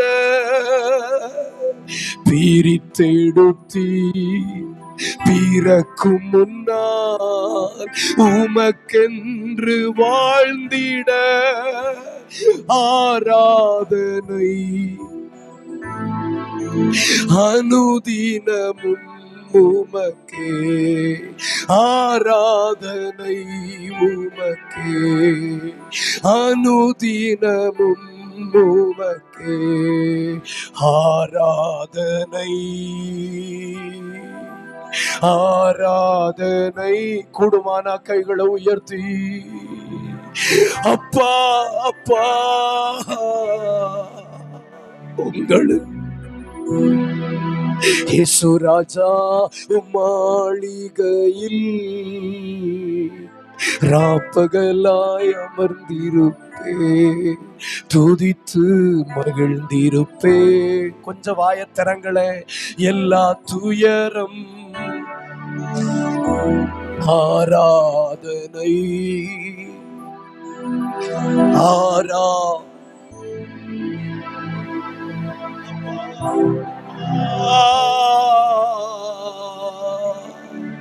உங்களுக்கு ஒரு 2 வார்த்தை ஜெபிங்க பார்க்கலாம். ஓஹோ, என்னால ஆசையா தொடர முடியாததுக்கு இதுதான் காரணமா? என்னால பைபிள் படிக்கும் போது உற்சாகம் வராததுக்கு இதுதான் காரணமா? ஆலயத்துக்கு போவோம்னு சொல்லும் போது மகிழ்ச்சியா இருப்பேனே, இப்ப தேவனுடைய காரியத்துல எனக்கு அந்த சந்தோஷம் இல்ல. அநேகர் கேள்விகளுக்கு கர்த்தர் பதில் தருகிறார். ஏன்னா புதியவைகளை பார்க்கல. எப்பொழுது புதியவைகள் வருகிறதோ பழையனவைகள் ஒளிந்து போகும். ஒருவன் கிறிஸ்துவுக்குள் இருந்தால் அவன் புதிய சிருஷ்டி. பழையனவைகள் எல்லாம் ஒளிந்து போகும், எல்லாம் புதியவைகளா மாறும். கண்ணை மூட சொன்னேன், டிவியை பார்க்க சொல்லல. சில நிமிஷம் கைகளை தட்ட முடியுமானால் இந்த கூட்டத்திற்கு பிறகு நாம் வந்தேங்கிறதுனால அல்ல, கர்த்தர் சபைக்கு புதியவைகளை செய்ய போகிறார். நல்ல கைகளை தட்ட, கண்ணை மூடுங்க, கண்ணை மூடுங்க. இந்த ஜூன் மாதம் முடிவதற்கு முன்பதாக உன் எல்லைகளில் புதியவைகள் உருவாகும். You will see the new things. நல்ல கைகளை தட்டுங்க. அபிஷேகம் பண்ணப்பட்டவர்கள் இருப்பீங்கன்னா. ஆராதனை ஆராதனை அப்பா அப்பா உங்களுக்கு தான் என் பலனே, என் கோட்டையே, ஆராதனை உமக்கே. மறைவிடமே, என் உறைவிடமே, ஆராதனை உமக்கே. மறைவிடமே, என் உறைவிடமே, ஆராதனை உமக்கே. ஆராதனை ஆராதனை அப்பா. புதிய பாஷைகள், புதிய கிருபைகள், புதிய உணர்வுகள் தேவ பிரசன்னத்தில் உண்டாகட்டும். புதிய தாக்கங்கள் உண்டாகட்டும். இனி வேதாகமம் படிக்கும் போது புதிய வெளிச்சங்கள் உண்டாகட்டும். ஊழியத்தில் புதியவைகளை பார்க்கட்டும். புது ஆத்துமாக்களை பார்க்கட்டும், புதிய பரிமாணங்களை என் ஜனம் பார்க்கட்டும். கைகளை தட்ட முடிஞ்சா கைகளை தட்டி வாய்களை திறந்து ஸ்தோத்திரம் பண்ணுங்க. Let's see the new beginnings. Shabara kandara baka buraka baba baba paratana baka paradana likadara baka tarabashiyam talaba. Yes, yes, yes. கட்டாயத்தினால் அல்ல, விசனமாய் அல்ல. விசுவாசிக்கிறவங்க ஆவியானவர் இந்த இடத்துல உலாவி வருகிறார்.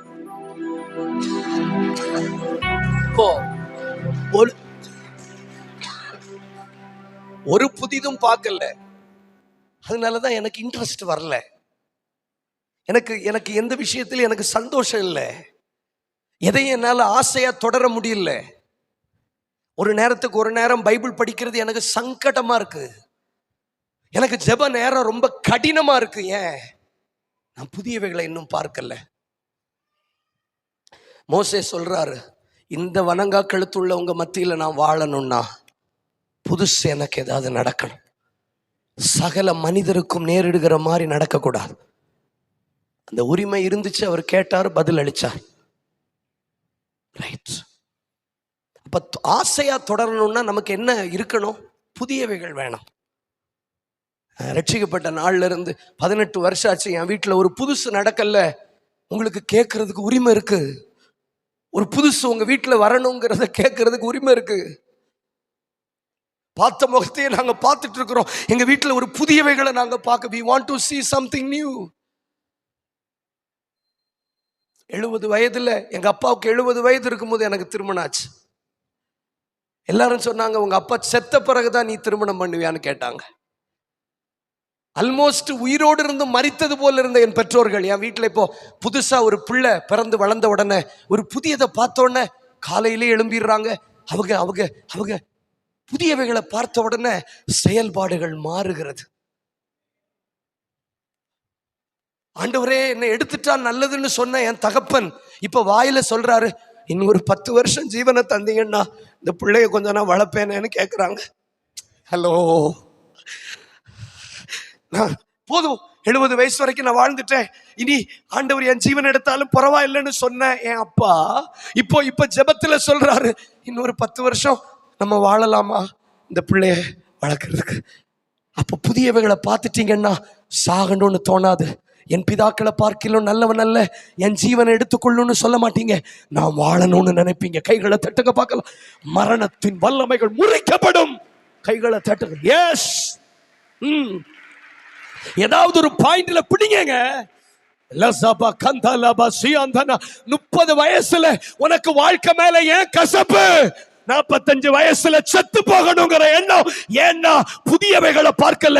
புதியவைகளை பார்த்துட்டீங்கன்னா கேட்பீங்க, இன்னும் ஒரு 30 வருஷம் பலன் தாங்க. நல்ல கைகளை தட்டுங்க. I feel the fire of God. கைகளை தட்டுங்க. ஜபரா கந்துரபா சியந்தலா ஓரபாகாயா. நீங்க எக்ஸ்டென்ஷனுக்காக ஜெபிப்பீங்க. கர்த்தாவே எனக்கு இன்னும் ஜீவனை தருவீங்கன்னா, இன்னும் கிராமத்துல 2-3 சபைகள், இன்னும் சில கிராம ஊழியங்கள், இன்னும் சில ஊழியங்கள், இன்னும் சில தரிசனங்கள். கைகளை தட்டும்போது I release the holy fire. Labakatusa takabayasa. Riyata laba sekoria laba. நல்ல கைகளை தட்டுங்க. சிலருடைய உள்ளி துரியங்கள் கொழுந்து விட்டு எரிகிறது. செத்துட்டா நல்லது. சிலர் இப்படி ஜெபிக்கிறீங்க, வருக வந்துட்டா நல்லா இருக்கும்னு ஜெபிக்கிறீங்க. மறைமுகமா சொல்றீங்க, ஏசப்பா நீங்க வந்துட்டா நல்லா இருக்குமே. அதுவும் மறைமுகமாய் வாழ பிடிக்காத ஒரு அனுபவம். ஆனால் ஆண்டவர் சொல்லுகிறார், இல்ல இல்ல இல்ல, இன்னும் உன்னை கொண்டு செய்ய வேண்டிய காரியம் அநேகம் உண்டு.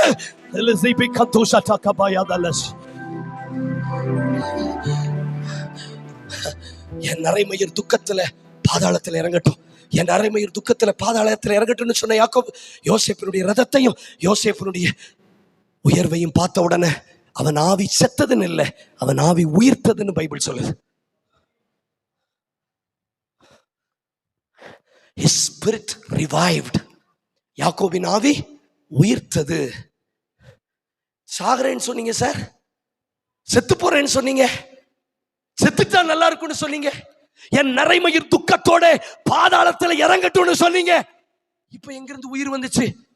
புதியவைகளை பார்த்துட்டா வாழணுங்கிற விருப்பம் அதிகமாயிரும். சபையோட ஆவியானவர் பேசுகிறார். உங்க மூலமா புதுசா ஒரு ஜெபக்குழு உருவாகிறத பார்த்துட்டா கூட உங்க ஜெப வாழ்க்கை சாக முடியாது, உங்க உபவாசம் சாக முடியாது. Everything will renew. ஆண்டவருக்கு ஸ்தோத்திரம் பண்ணுங்க. இன்னைக்கு தீர்க்கமா இதுக்காக ஜெபிக்க நாம் அழைக்கப்படுகிறோம். என் வீட்டில் புதியவைகளை பார்க்கணும். ஒரு பெயிண்ட் கூட புதுசா அடிக்க முடியல, ஒரு புது, அதனாலதான் வீட்டுக்கு போறதுக்கே உங்களுக்கு பிடிக்கல. வீட்டில் நத்திங் ஹேப்பன், ஒரு ரெனோவேஷன் ஒர்க் நடக்கல, ஒரு புதுப்பிக்கப்படுதல் நடக்கல. சேம் திங், அதே விஷயங்கள், அதே வீடு, அதே நபர்களை பார்த்துக்கிட்டு இருக்கிறோம். கர்த்தருடைய கிருபையினால் இந்த வருஷம் புதிய முகங்களை நீங்கள் பார்ப்பீர்கள், புதிய உறவுகளை நீங்கள் சந்திப்பீர்கள். கைகளை தட்டுங்க. எஸ், புதியவைகள், புதியவைகள், புதிய சந்திப்பு.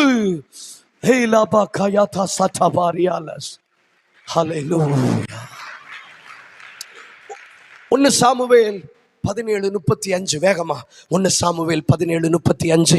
நான் அதை தொடர்ந்து போய், பாருங்க, நான் அதை தொடர்ந்து போய் அதை அடித்து அதை அதன் வாய்க்கு தப்புவித்தேன். கவனிங்க, எந்த ஒரு விஷயத்தையும் திருப்பிக் கொள்ளுவதற்கு ஒரே ஒரு ஸ்ட்ராட்டஜி, ஒரே ஒரு யுக்தி பயன்படுத்தப்பட்டிருக்கிறது, தொடருவது. தொடருவதுதான் எதையும் திருப்பிக் கொள்வதற்கு பயன்பட போகிறது. ஐயோ, என் அப்பா என்ன நம்பி கொஞ்சம் ஆட்டுக்குட்டியை தந்திருந்தாரே, என் தம்பி இங்க கவனிமா, நகத்துல இருந்து கையெடுங்க, கொஞ்சம் இங்க கவனிங்க, எவ்வளவு சீரியஸான விஷயம் போயிட்டு இருக்கு, இங்க கவனிங்க. தொடர்ந்து போனா மாத்திரம்தான் நீங்க எதையும் திருப்பி பெற்றுக் கொள்ள முடியும். கவனிக்கிறீங்களா? இவன் இந்த ஆட்டுக்குட்டியை பிடிச்சிட்டு போயிட்டு இவன் உட்கார்ந்து இருந்தா, அழுது இருந்தான்னா இது இவனுக்கு திரும்ப கிடைச்சிருக்காது. புலம்புறதுனால இது கிடைக்காது, தொடருகிறதுனால கிடைக்கக்கூடிய விஷயம். எங்க புலம்பணுமோ அங்க புலம்பணும், எங்க அழணுமோ அங்க அழணும். கட்டளை இட வேண்டிய இடத்துல கட்டளை இடணும், அழ வேண்டிய இடத்துல அழணும், சிரிக்க வேண்டிய இடத்துல சிரிக்கணும், பரியாசம் பண்ண வேண்டிய இடத்துல பரியாசம் பண்ணணும். 450 பாகால் தீர்க்கதரிசிகளுக்கு முன்பதாக எலியா அழல, எலியா பரியாசம் பண்ணினா. காற்றையும் கடலையும் பார்த்த போது இயேசு ஜெபம் பண்ணல, இயேசு அதட்டினார். எது எது எங்க செய்யணுமோ அதை அங்க செய்ய வேண்டிய கிருபைகளை கர்த்தர் நமக்கு தரட்டும். தாவீதுக்கு இங்க நன்கு தெரிந்தது, ஆட்டுக்குட்டியை சிங்கம் பிடிச்சிட்டு போச்சு, இப்ப நான் அழுது பிரயோஜனம் இல்லை, இப்ப நான் 7 நாள் உபவாசம் இருந்து பிரயோஜனம் இல்லை, இப்ப நான் செய்ய வேண்டியது தொடர்ந்து போய். எல்லாரும் வாய்களை திறந்து சொல்லுங்க, தொடர்ந்து போய். நான் அதை தொடர்ந்து போய் அதை அடித்து அதன் வாய்க்கு. கவனிங்க, டிஸ்கவரி சேனல் பார்த்தவங்களுக்கு தெரியும். டிஸ்கவரியை விட்டுருங்க, நம்ம ஒரு நாய் கோழியை பிடிச்சுன்னா முதல்ல கழுத்தை தான் பிடிக்கும்.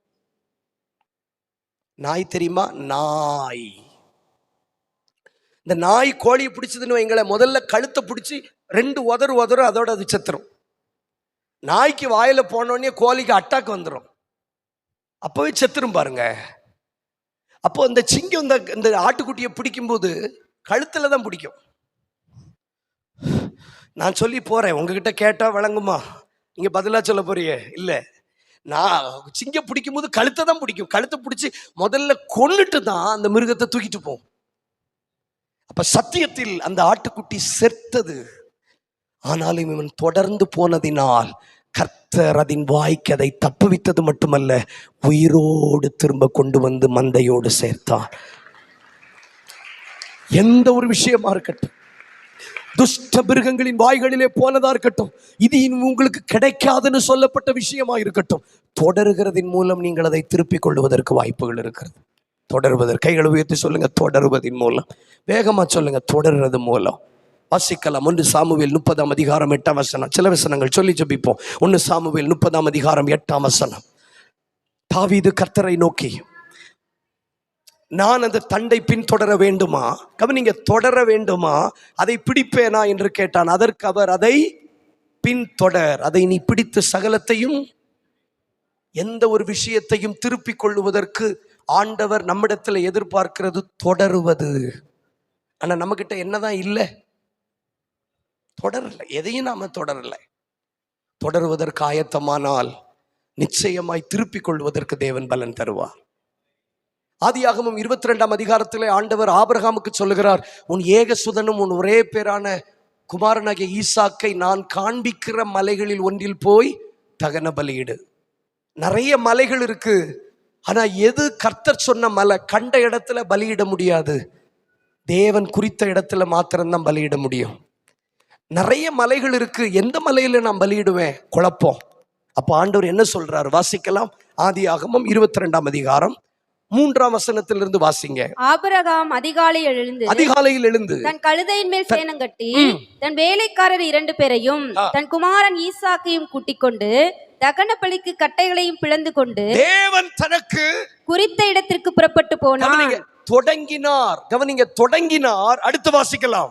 3ஆம் நாளில் ஆபிரகாம் தன் கண்களை ஏறெடுத்து பார்த்து தூரத்தில் அந்த இடத்தை கண்டார். எல்லாரும் சேர்ந்து சொல்லலாம், 3ஆம் நாளில்.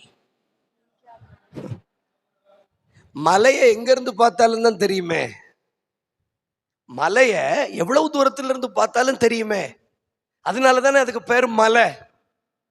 அதுக்கு பேர் மலைன்னு ஏன் வச்சாங்கன்னா, எங்கிருந்து பார்த்தாலும் தெரியும். நம்ம டிவி பார்த்துக்கிட்டு இருக்கும்போது யாராவது டிவியை மறைச்சிட்டு நின்னா, மலை மாதிரி மறைச்சு நிக்கிறிய, தள்ளி நில்லுன்னு சொல்லுவோம். நீங்க சொல்ல மாட்டீங்க, ராங் நம்பர். தொடர்பு கொள்ளும் வாடிக்கையாளரின் தொடர்பு எல்லைக்கு வெளியே உள்ளார். அப்படியே இருங்க, வெளியே வேறுங்க. எங்க ஊர்ல நாங்க யாராவது ஏதாவது பார்த்துக்கிட்டு இருக்கும்போது முன்னாடி வந்து நின்னாங்கன்னா நாங்க சொல்லுவோம், மலை மாதிரி முன்னாடி வந்து ஒதுங்கு அப்படின்னு சொல்லுவோம். அப்ப மலைன்னா மறைக்கக்கூடியது, பெரியது, எங்கிருந்து பார்த்தாலும் தெரியக்கூடியது. அதனால தான் உயர்வுக்கு கண்மலை கண்மலைன்னு சொல்றார். கண்மலையின் மேல் உன்னை உயர்த்துவேன். கண்மலையின் வெடிப்பு ஏன் கண்மலைன்னு பயன்படுது? உயர்வு. எங்கெல்லாம் உயர்வை பற்றி ஆண்டவர் பேசினாரோ அங்கெல்லாம் ஆண்டவர் மலையை தான் அடையாளமாக கொண்டு வந்தார்.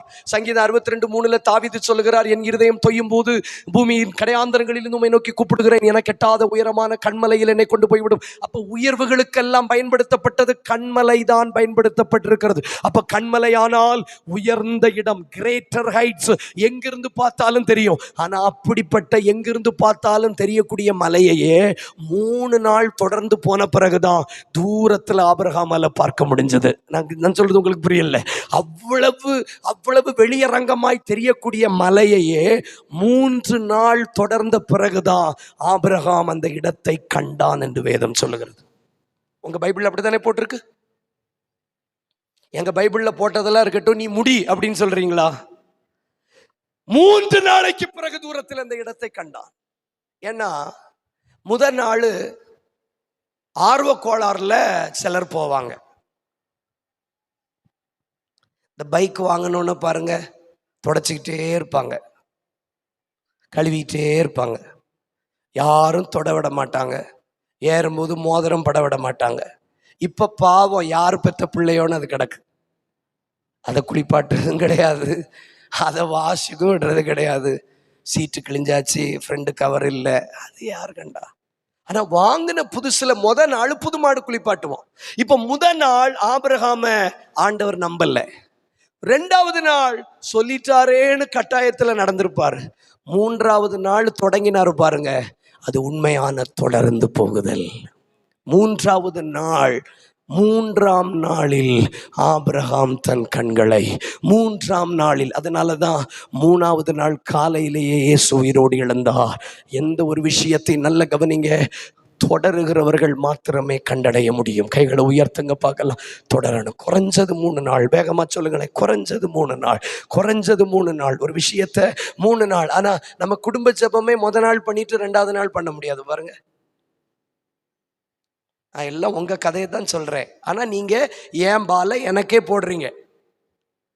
நான் சொல்றது உங்களுக்கு புரியுதா? உங்க தலையில கை வச்சு இன்னார் வீடுன்னு நான் சொல்ல முடியும். ஆனா வசனத்துல திருந்தாத நாம வேற எதுல திருந்த போறோம் சொல்லுங்க? ஒரு நாள் குடும்ப ஜெபம் பண்ணிட்டு அடுத்த நாள் உங்களால குடும்ப ஜெபம் பண்ண முடியல, தெரியுமா உங்களுக்கு? பல சூழ்நிலைகள் நம்மளை குடும்ப ஜெபத்தை பண்ண விட மாட்டேங்குது. ஏன்னா பிசாசுக்கு தெரியும், எந்த ஒரு விஷயத்தையும் குறைஞ்சபட்சம் 3 நாளைக்கு பிறகுதான் நாம் கண்டடைய முடியும். தூரத்துல கைத்தட்டுங்க பார்க்கலாம். தூரத்தில் 21 நாள் நீங்க உபவாசம் இருந்தா கூட நீங்க 3வது நாள்ல இருந்து தான் உங்களுக்கு உபவாசத்திலே கிரிப் கிடைக்கும். You can find a grip. உங்களுக்கு ஒரு பிடிமானம் கிடைக்கும். ஆண்டவர் போ சொல்லிட்டாரு, அந்த போ சொன்ன இடத்தை தூரத்தில், அந்த வார்த்தையை சொல்லுங்க, தூரத்தில் கண்டான். ஏம்மா சொல்லுங்கம்மா, கெட்ட வார்த்தையா சொன்னேன், சொல்லுங்க, தூரத்தில் அந்த இடத்தை. எத்தனை நாளைக்கு பிறகு? 3 நாளைக்கு பிறகு தூரத்தில் கண்டான். 3 நாள் கழிச்ச பிறகு இனி எத்தனை நாளைக்கு பிறகு பக்கத்துல காண? அதுக்கு ஒரு தொடர்ச்சி தேவை. அதுக்கு பிறகு எத்தனை நாள் கழிச்சு முச்செடி நடுவில் ஆட்டுக்கடாவை கண்டுபிடிச்சு ஈசாக்குக்கு பதிலா பலியிட்டு ஒரு யெகோவா ஈரையை நீங்க கண்டுபிடிக்கணும்னா நீங்க சிலதை தொடர்ந்தே ஆகணும். ஏதோ ஒரு மலையில போனா அங்க ஆட்டுக்கடா இருக்காது, ஏதோ ஒரு மலையில யெகோவா ஈரை இருக்க மாட்டார், ஏதோ ஒரு மலையில தேவ சத்தம் கேட்காது. நான் காண்பிக்கிற மலையை நீ கண்டுபிடிக்கணும்னா உனக்கு தொடரணும். இவ்வளோ பெரிய மலையை கண்டுபிடிக்கிறதுக்கு 3 நாள் தொடரணும்னா இவ்வளவு குட்டியா இருக்கிற வேத எழுத்துக்களை கண்டுபிடிக்கிறதுக்கு எவ்வளவு தொடரணும்? கைகளை தட்டி ஆண்டவருக்கு ஸ்தோத்திரம் பண்ணுங்க. ஹல்லேலூயா, ஹல்லேலூயா. எங்க இவ்வளோ பெரிய மலையை கண்டுபிடிக்கிறதுக்கு 3 நாள் ஒருவன் தொடர வேண்டுமானா இவ்வளவு குட்டியா இருக்கிற வேத எழுத்துக்கள்ல என்ன குறித்து எழுதி இருக்கிறத கண்டுபிடிப்பதற்கு எவ்வளவு தொடர வேண்டும்? சும்மா அப்படி ஜிக்ஸாக் மொமெண்ட்ல எதையும் கிடைச்சிடாது நமக்கு. ஒரு மலையை பார்ப்பதற்கு ஒரு ஆளுக்கு 3 நாள் தொடர வேண்டியது இருந்திருக்கு. நான் சொல்றேன், மலையை கண்டுபிடிப்பதற்கு இதுக்கு பிறகுதான் ஆட்டுக்கடாவை கண்டுபிடிக்கணும், இதுக்கு பிறகுதான் பலிபீடம் கட்டணும், இதுக்கு பிறகுதான் தகன பலியிடும் போது தேவனுடைய சத்தம் வரணும். தூரத்துல இதை பார்ப்பதற்கு ஒரு ஆள் 3 நாள் தொடர வேண்டியது இருந்திருக்கு. என்ன தொடர்ந்தீங்க தங்கச்சி, சகோதரா? இது மந்திரத்துல மாங்காய் விழுகிற கதை கிடையாது. தொடரணும். தொடர்ந்தாலே எல்லா மலைகளும் உங்களுடைய மலைகள் அல்ல, எல்லாம் உங்களுடைய எதிர்காலம் அல்ல, எல்லா ஊழியமும் உங்களுடையதும் அல்ல. இயேசு கேட்டார் அந்த ஸ்திரீ கிட்ட, உன் புருஷனை இங்கே கூட்டிட்டு வா. அந்த அம்மா சொன்னா, எனக்கு புருஷன் இல்லை. இயேசு சொன்னார், உனக்கு புருஷன் இல்லைன்னு சொன்னது உண்மைதான். ஏன்னா உனக்கு 5 புருஷன் இருந்தான், 6வது இருக்கிறவன் உனக்கு புருஷன் இல்லை. அதுக்கு அர்த்தம் என்ன தெரியுமா? ஒன்றும் இல்லாதவங்களும் ஒன்றும் இல்லாதவங்க தான், நிறைய இருக்கிறவங்களும் ஒன்றும் இல்லாதவங்க தான். புரிய லேட் ஆகுமோ நமக்கு? ஒன்றும் இல்லாதவங்களும் ஒன்றும் இல்லாதவங்க தான், நிறைய இருக்கிறவங்களும் ஒன்றும் இல்லாதவங்க தான். பார்ப்போமே எப்போ புரியுதுன்னு உங்களுக்கு? ஒன்றும் இல்லாதவங்களும் ஒன்றும் இல்லாதவங்க தான், நிறைய இருக்கிறவங்களும் ஒன்றும் இல்லாதவங்க தான். எனக்கு ஒரு அத்தை மகன் இருக்கான். அவன் பைக் ரிப்பேர் பார்ப்பான், ஏசி ரிப்பேர் பார்ப்பான், டிவி ஓடலைன்னா சரி பண்ணுவான், ஃபோன் சரி பண்ணுவான். ஆனால் வேலை இல்லாமல் இருக்கான். நிறைய இருக்கிறவனும் ஒன்றும் இல்லாதவன் தான், ஒன்றும் இல்லாதவனும் ஒன்றும் இல்லாதவன் தான். அதான் இயேசு சொன்னார், உனக்கு புருஷன் இல்லைன்னு சொன்னது உண்மைதான். ஏன்னா உனக்கு 5க்கு மேலே இருக்கிறதுனால நீயும் ஒன்றும் இல்லாத கூட்டத்தில் வந்துட்ட.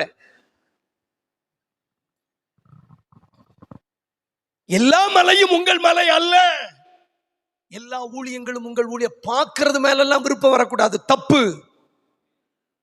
ஆதாமுக்கு ஏவாளை பார்த்தும்போது மட்டும்தான் தோணுச்சு. சிலருக்கு எல்லாத்தையும் பார்த்தா தோணும், அது பேய். கவனிங்க, நீங்க அப்படி மூஞ்ச உருன்னு வச்சுக்கிடுங்க, அப்பந்தான் நமக்கு நேர வார்த்தை வராம இருக்கும். சிலருக்கு திடீர்னு அகஸ்டின் ஜெபகுமாரனை பார்த்துட்டா மிஷனரி ஆகணும்னு தோணிரும். சிலருக்கு அவரை பார்த்துட்டா அவர் ஆகணும்னு தோணும், இவரை பார்த்துட்டா இவர் ஆகணும்னு தோணும். அது நல்ல ஆவி கிடையாது. பாருங்க, உங்களுக்குன்னு பலியிடுறதுக்கு ஒரு மலையை கர்த்தர் வைத்திருக்கிறார். அந்த மலையை நீங்க இந்த வருஷம் கண்டுபிடிச்சாலே நீங்க பலியிடக்கூடிய பலி அர்த்தம் உள்ளதாய் மாறும். கைகளை தட்டி ஸ்தோத்திரம் பண்ணுங்களே. கண்ட இடத்திலும் உன் பலிகளை செலுத்த வேண்டாம் சொல்லியிருக்காரா? சொல்லியா? சொல்லுங்க, சொல்லுங்க அண்ணே. கண்ட இடத்துலயும் நீ பலியிட வேண்டாம்னு சொல்லியிருக்காரா இல்லையா? இருக்கு. நான் உனக்கு குறித்திருக்கிற ஸ்தலத்தில் வந்து நீ பலியிட வேணும்னு சொல்லியிருக்கிறார். நிறைய பேர் ஊழியம் செய்கிறோம், நிறைய பேர் பலத்தை கொடுக்குறோம், எனர்ஜியை கொடுக்குறோம், பணத்தை கொடுக்குறோம். ஆனால் ஏன் பிரதிபலன் இல்லைன்னா, உங்கள் மலை எதுன்னு கண்டுபிடிக்கணும்னா நீங்கள் தொடர்ந்து போனாலே தூரத்தில் அதை கண்டடைய முடியும். உங்க மலையா இருந்தா நீங்க செய்யக்கூடிய ஒவ்வொன்றுக்கும் பிரதிபலனை தேவன் உங்களுக்கு தந்துவிட முடியும்.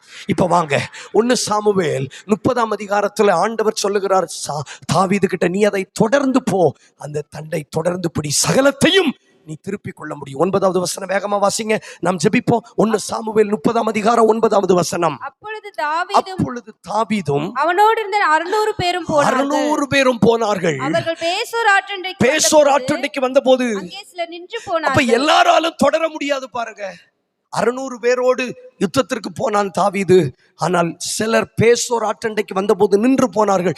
எல்லாராலையும் தொடர முடியாது. சத்துரு எல்லாரையும் தொடர விட மாட்டான். எல்லாரும் எல்லாத்தையும் தொடங்க முடியும், ஆனா தொடர முடியாது. இந்த வார்த்தையை சேர்ந்து சொல்லுங்களேன், எல்லாராலையும் தொடங்க முடியும், எல்லாராலையும் தொடர முடியாது. 600 பேர் தொடங்கினார்கள், ஆனால் எல்லாராலையும் தொடர முடியவில்லை. அடுத்து வாசிக்கலாம் 10வது வசனம். தாவீதோ 400 பேரோடும் கூட தொடர்ந்து போனான். எத்தனை பேரோடு தொடர்ந்து போனா? 400. ஒரு 100 பேருக்கு சாப்பாடு போடணும்னா 10லிருந்து 15 பேர் பரிமாறுறதுக்கு வேணும்னு நம்ம ஒரு திட்டம் பண்றோம். ஒரு 10லிருந்து 15 பேர் பரிமாறுறதுக்கு இருந்தாதான் 100 பேருக்கு சாப்பாடு போட முடியும். அதுல ஒரு 5 பேரோ 7 பேரோ வரலன்னு வச்சுக்கோங்களேன், பந்தி வைக்கிறதுல சிரமமாயிரும். அதே மாதிரிதான் தாவீது இந்த யுத்தத்துக்கு போகும்போது 600 பேர் இருந்தா யுத்தத்தை நடத்திடலான்னு கூட்டிட்டு போனாரு. ஆனா 200 பேர் விடாய்த்து போனபடியினால் பேசோர் ஆற்றை கடக்க கூடாமல் நின்று போனார்கள். ஆனா பைபிள் சொல்லுகிறது 400 பேரோடு போய் யுத்தம் செய்வது கடினமான விஷயம்தான், பற்றாக்குறை தான். ஆனாலும் தொடர்வதற்கு அவர்கள் ஆயத்தமாக இருந்ததினால பற்றாக்குறை இருந்தும் யுத்தத்தை ஜெயிக்க கர்த்தர் உதவி செய்தார்.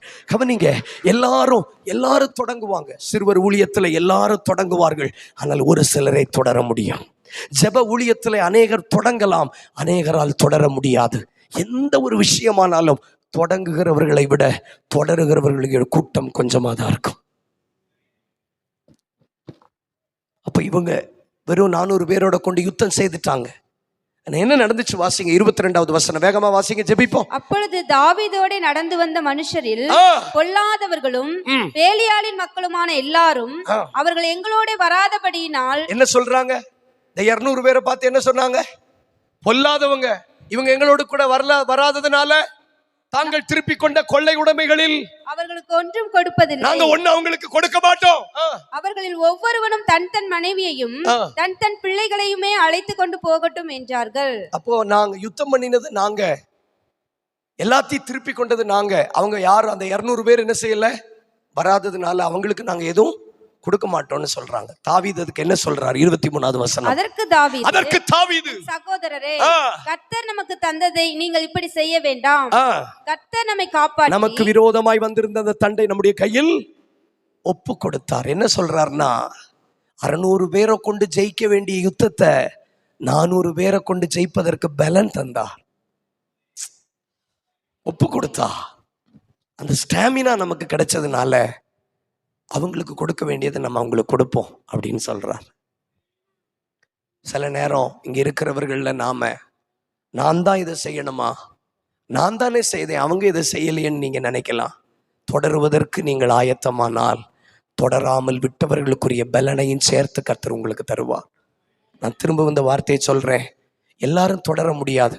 என் வீட்டில் நான் மட்டும்தான் பிரதர் தொடர்றேன்னு சொன்னீங்கன்னா தொடருவதற்கு கர்த்தர் உங்களுக்கு பலன் தருவார்.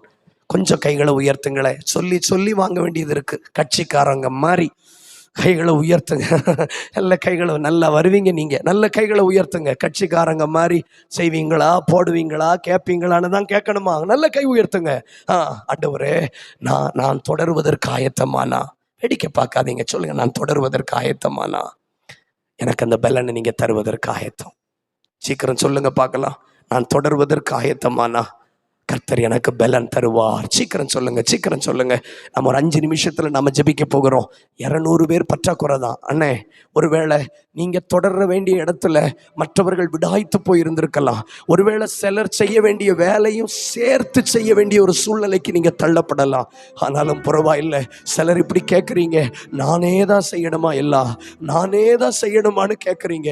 ஆனால் ஆவியானவர் சொல்லுகிறார், நீ செய்வதற்கு ஆயத்தமானா செய்யாதவர்களுக்குரிய பலனையும் சேர்த்து உனக்கு நான் தருவதற்கு ஆயத்தம். தேவ பிரசன்னம் சிலரை தொடுவதற்கு ஆயத்தமா இருக்கிறது.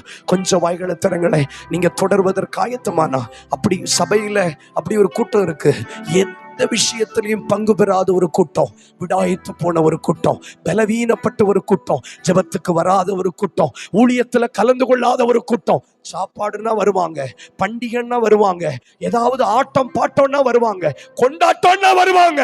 ஆவிக்குரிய விஷயத்துக்கு வரமாட்டாங்க. அப்படிப்பட்ட கூட்டம், அப்படிப்பட்ட நாங்களே தான் செய்யணுமான்னு கேட்கறீங்களா? அவங்களுக்கும் சேர்த்து கர்த்தர் உங்களுக்கு பலன் தரப்போகிறார். அவங்களுக்கும் சேர்த்து யுத்தத்தை நீங்கள் நடப்பிக்க போகிறீர்கள். அவர்களுக்கும் சேர்த்து கர்த்தர் உங்களுக்கு பலன் தரப்போகிறார். கொஞ்சம் வாய்களை திறக்கலாமே. இவ்வளவு கஷ்டப்படுறீங்களே ஏன்? இவ்வளவு கஷ்டப்படுறீங்களே ஏன்? ஏன்னா நீங்க எந்த விஷயத்தையும் தொடர்ந்து செய்யாததுனாலதான் திடீர்னு அது உங்களுக்கு வர மாட்டேங்குது. அது உங்க பேர்ல உள்ள தப்பு இல்லை. என்னைக்காவது ஒரு நாள் கூட்டத்துக்கு வந்தா அப்படித்தான் இருக்கும். தொடர்ந்து செய்கிற அனுபவம் வந்தாதான் கொஞ்சம் வாய்களை திறங்க பார்க்கலாம். சிலர் இப்படி கேள்வி கேட்டீங்க தானே, நானே தான் செய்யணுமா, நானே தான் பண்ணணுமா, நானே தான் யுத்தம் பண்ணணுமா? அவங்க வரலல்ல, அவங்க செய்யலல்ல, அவங்க சாப்பிட தானே வந்தாங்க, அவங்க பெற்றுக்கொள்ள தானே வந்தாங்க. இருக்கட்டும், அவங்க விடாய்த்து போனவங்க. ஆனா தொடருவதற்குன்னு சபையில ஒரு கூட்டத்தை கர்த்தர் வைத்திருக்கிறார். அந்த கூட்டத்தின் மேல கர்த்தர் இந்த ராத்திரி வேளையில முத்திரை போட விரும்புகிறார். தொடருகிற கூட்டத்தை கர்த்தர் ஆசீர்வதிக்க விரும்புகிறார். உங்க மேல வரப்போகிற பலன் எக்ஸ்ட்ராடினரியா இருக்கிறத உணர போறீங்க. உங்க மேல இவ்வளவுதான் ஜெபிக்க வருமா உங்களுக்கு? சொல்லி சொல்லி தானே ஜெபிக்க வைக்கிறோம். அவங்க கேட்கறாங்க பாருங்க, நாங்க மட்டும்தானே யுத்தத்துக்கு போனோம், அந்த பேலியாளின் மக்கள் நம்ம கூட வரலையே, அவங்க அழகா உட்கார்ந்துட்டாங்களே பேசோர் ஆற்றண்டையில. இந்த ஆலயம், இந்த ஊழியம், தேவனுடைய ராஜ்யம் எதுவா இருக்கட்டும் நாங்க தான் செய்யணுமான்னு கேட்கிறீங்களா? எஸ், தொடர்கிறவர்களுக்கு தேவன் தரப்போகிற பலன் விசேஷமா இருக்க போகிறது. கைகளை உயர்த்துவீங்களா? நீரே எல்லாம், நீரே எல்லாம், நீரே எல்லாம். இயேசு. தொடர்வதற்கு ஆள் இல்லை சகோதரி, அம்மா. உங்க ஊழியத்தை தொடர்வதற்கு ஆள் இல்லை.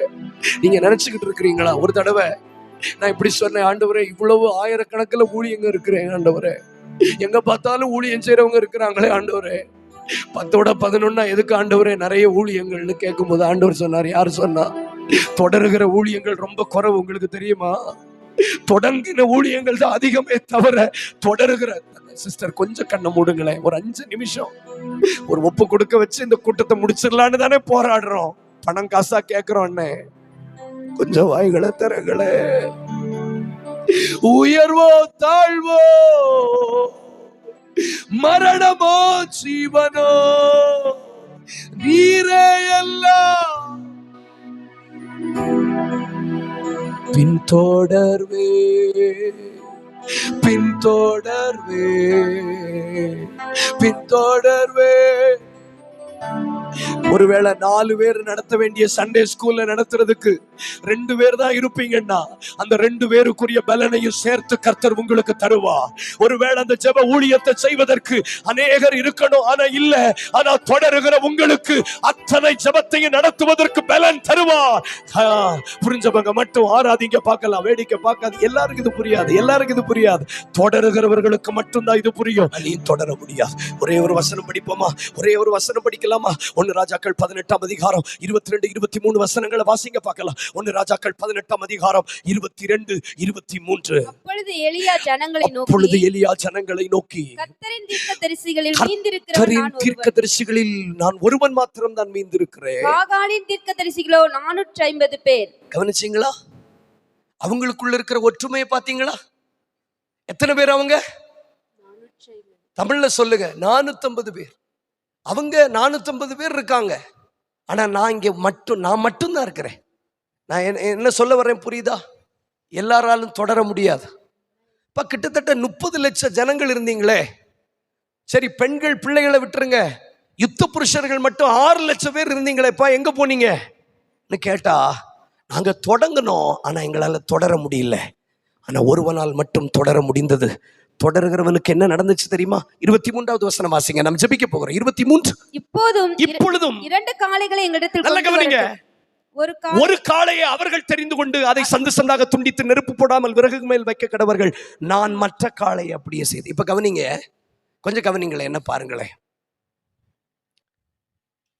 நீங்க 450 பேர் இருக்கிறதுனால நீங்க காளையை பலியிடுங்க, நான் ஒரு ஆள் தானே இருக்கிறேன், அதனால ஆட்டுக்குட்டி எனக்கு தாங்கன்னு கேட்டாரா அவரு?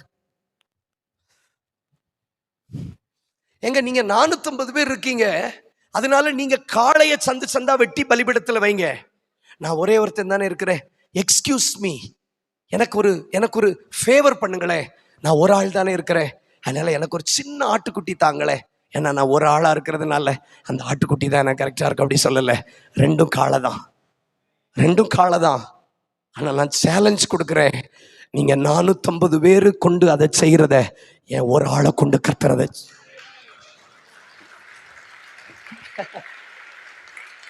நீங்க ஒருவேளை நீங்க என் சைஸு, நான் இருக்கிற மார்க்கத்தை பார்த்து என்ன நீங்க எப்படி வேணாலும் நினைக்கலாம். ஆனா ஒன் மேன், ஒரு தனி மனுஷனை கொண்டு சுவிசேஷ ஊழியம் செய்ய வைக்கிறார். we are planting churches, சபை ஸ்தாபிக்கிறோம், புஸ்தக ஊழியம் செய்கிறோம், we are raising missionaries, மிஷினரிகளை அனுப்புகிறோம், மிஷினரிகளை தாங்குகிறோம், பல வேலைகளை தனியா செய்ய கர்த்தர் கிருபை தந்திருக்கிறார். we don't have any denomination. எனக்கு உடன் ஊழியக்காரங்க கிடையாது, நானே தான் கார் ஓட்டுறேன், நானே தான் என் லக்கேஜை சுமக்கிறேன். ஆனா தொடருவதற்கு ஒரு ஆள் ஆயத்தமானா 450 பேர் செய்ய வேண்டிய வேலையும் ஒரு ஆளை கொண்டு செய்ய அவரால் முடியும். வீட்டில் போய் யோசிச்சு லெட்டர் மூலமா பதில் சொல்லுங்க www.com-க்கு. 2 காளைகளை கொண்டு வாங்க. நீங்க 450 பேர் இருக்கீங்க, நான் ஒரு ஆள் மட்டும்தான் இருக்கிறேன். உங்களுக்கு புரியும்னு நான் நம்புறேன். நம்ம ஆட்டுக்குட்டியை இங்க அவுத்து இங்க கட்ட முடிய மாட்டேங்குது, பிடிச்சிட்டு போகுது நம்மள. நீங்க சுவிட்சர்லாந்துல பிறந்து வளர்ந்தவங்களா இருந்தா நான் சொல்றது உங்களுக்கு புரியாது. திண்டுக்கல்ல 2 பாறை தான் உங்க ஊருன்னா நான் சொல்றது உங்களுக்கு புரியும். ஒரு கண்ணுக்குட்டியை நம்மளால அடக்க முடியல, ஒரு கண்ணுக்குட்டியை அவுத்து தாய் மாடு கிட்ட இருந்து பிடிச்சு கட்ட முடியல, அது நம்மள உதறிட்டு போயிருது.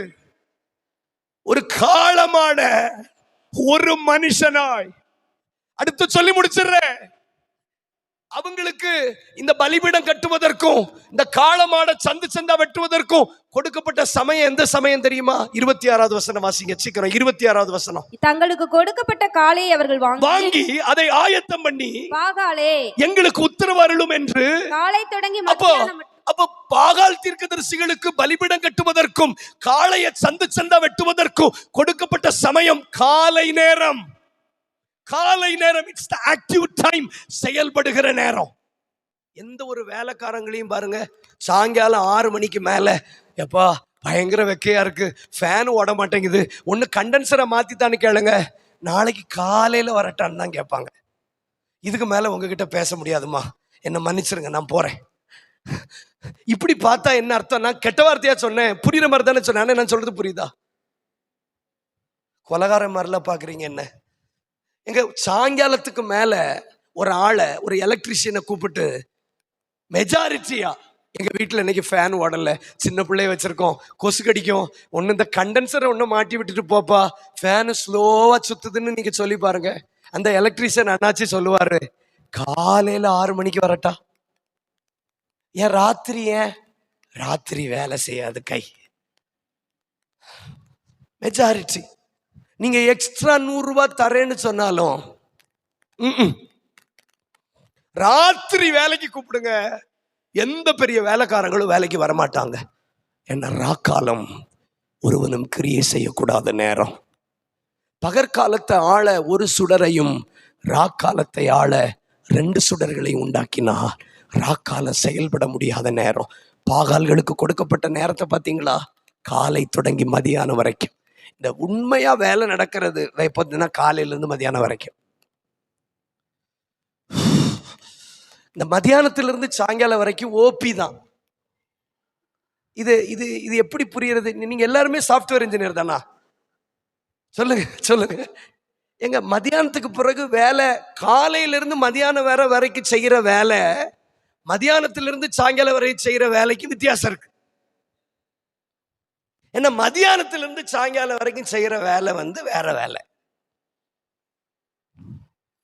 உண்மையா கொத்த வேலைக்கு போறவங்க கிட்ட கேளுங்க, இந்த காலையிலிருந்து அந்த மதியான சாப்பாட்டுக்கு முன்னாடி நடக்கிறது அதான் வேலை.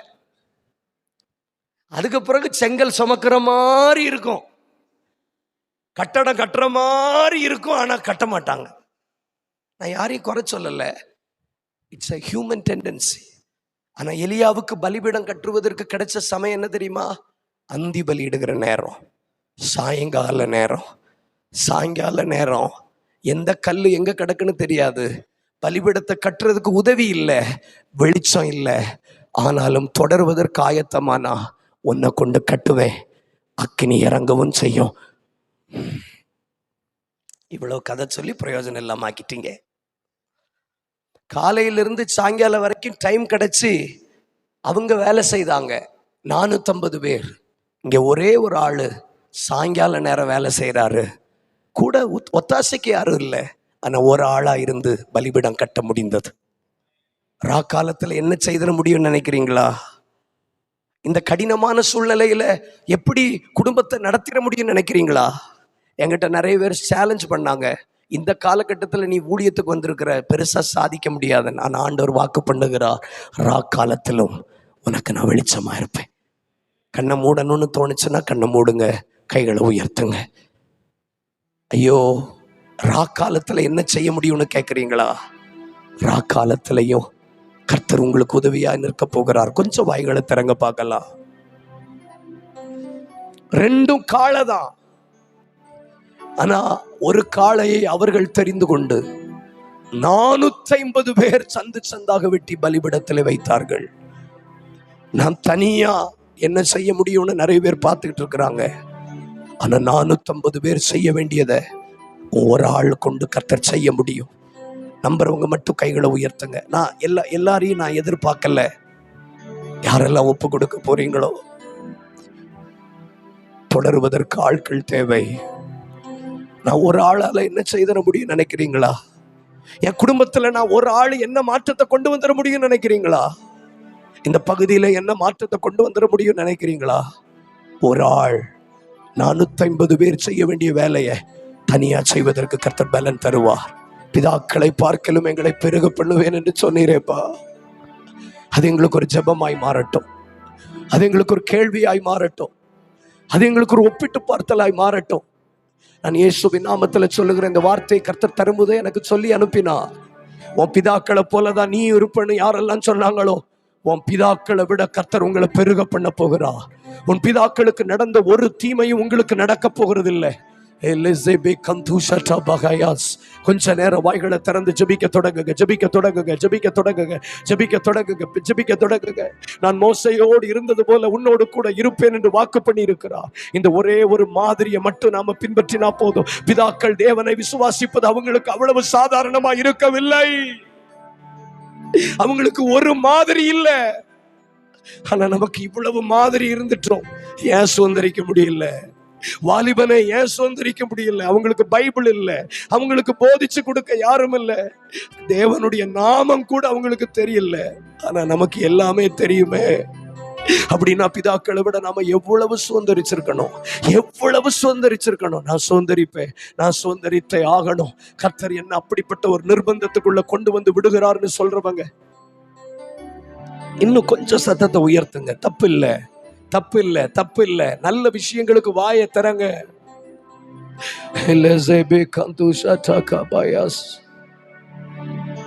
அப்படி ஒரு மாதிரி தான்.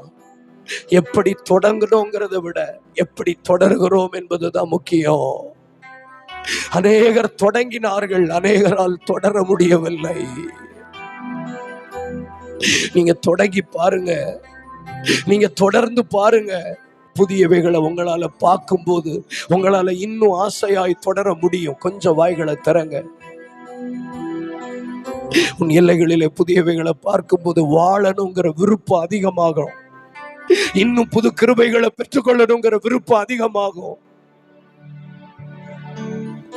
நான் உங்களை கைத்தட்ட வைக்கிறது இல்லையோ, அல்லது இங்க ஒரு சலசலப்பை உண்டாக்குறது மட்டும் இல்லைங்க எழுப்புதல். ஏன் தங்கச்சி உங்களால ஜெபத்தை ஆசையா தொடர முடியல? ஏன் பைபிள் ஆசையா திறக்க முடியல? ஜெப நேரம் உங்களுக்கு ஏன் இன்பமா மாறல? என்ன ஒரு புதுசையும் பார்க்கல, ஒரு புதியதையும் பார்க்கல. ஆனா எப்பொழுது புதியவைகளை பார்க்கிறீர்களோ அப்பொழுது தானாக நீங்க தொடரணுங்கிற வைராக்கியம் பெருகும். தொடருகிற கிருபை 3 நாளைக்கு பிறகு தூரத்தில் அந்த இடத்தை கண்டார்.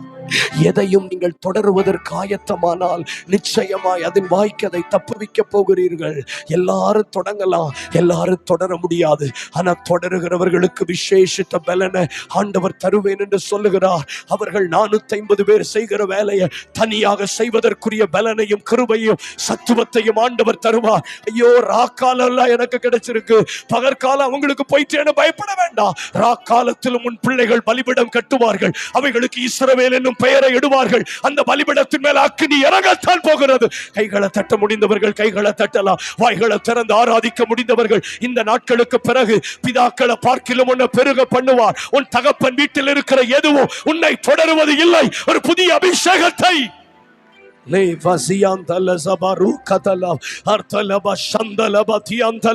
புதியவைகளை பார்க்க பார்க்க பார்க்க இன்னும் ஆசையாய் தொடரணும். ஜெபத்தை ஆசையாய் தொடர இயேசுவின் நாமத்தில் இந்த சபையிலே தொடங்கினவர்களுக்காக கர்த்தரை துதிக்கிறேன். ஆனால் தொடருகிற ஒரு கூட்டம் தான் பெருக்கத்தை கொண்டு வருகிற கூட்டம், தொடருகிற கூட்டம் தான் சுதந்திரிக்கிற கூட்டம். வாலிபர்கள் மேல, அநேக வாலிப பிள்ளைகள் மேல, பெரியவர்கள் மேல அந்த தெய்வீக அபிஷேகம் இறங்கி வருவதாக, இறங்கி வருவதாக, இறங்கி வருவதாக, இறங்கி வருவதாக. அநேகர் தொடருவதை நிறுத்திட்டீங்க, மறுபடியும் தொடருவதற்கு இன்னைக்கு தேவ சமூகத்தில் ஒப்பு கொடுப்பீங்கன்னா ஒரு புதியவைகளை, ஒரு புதியவைகளை, ஒரு புதியவைகளை, ஒரு புதியவைகளை ஆண்டவர்கிட்ட கேளுங்க, ஆண்டவர்கிட்ட கேளுங்க.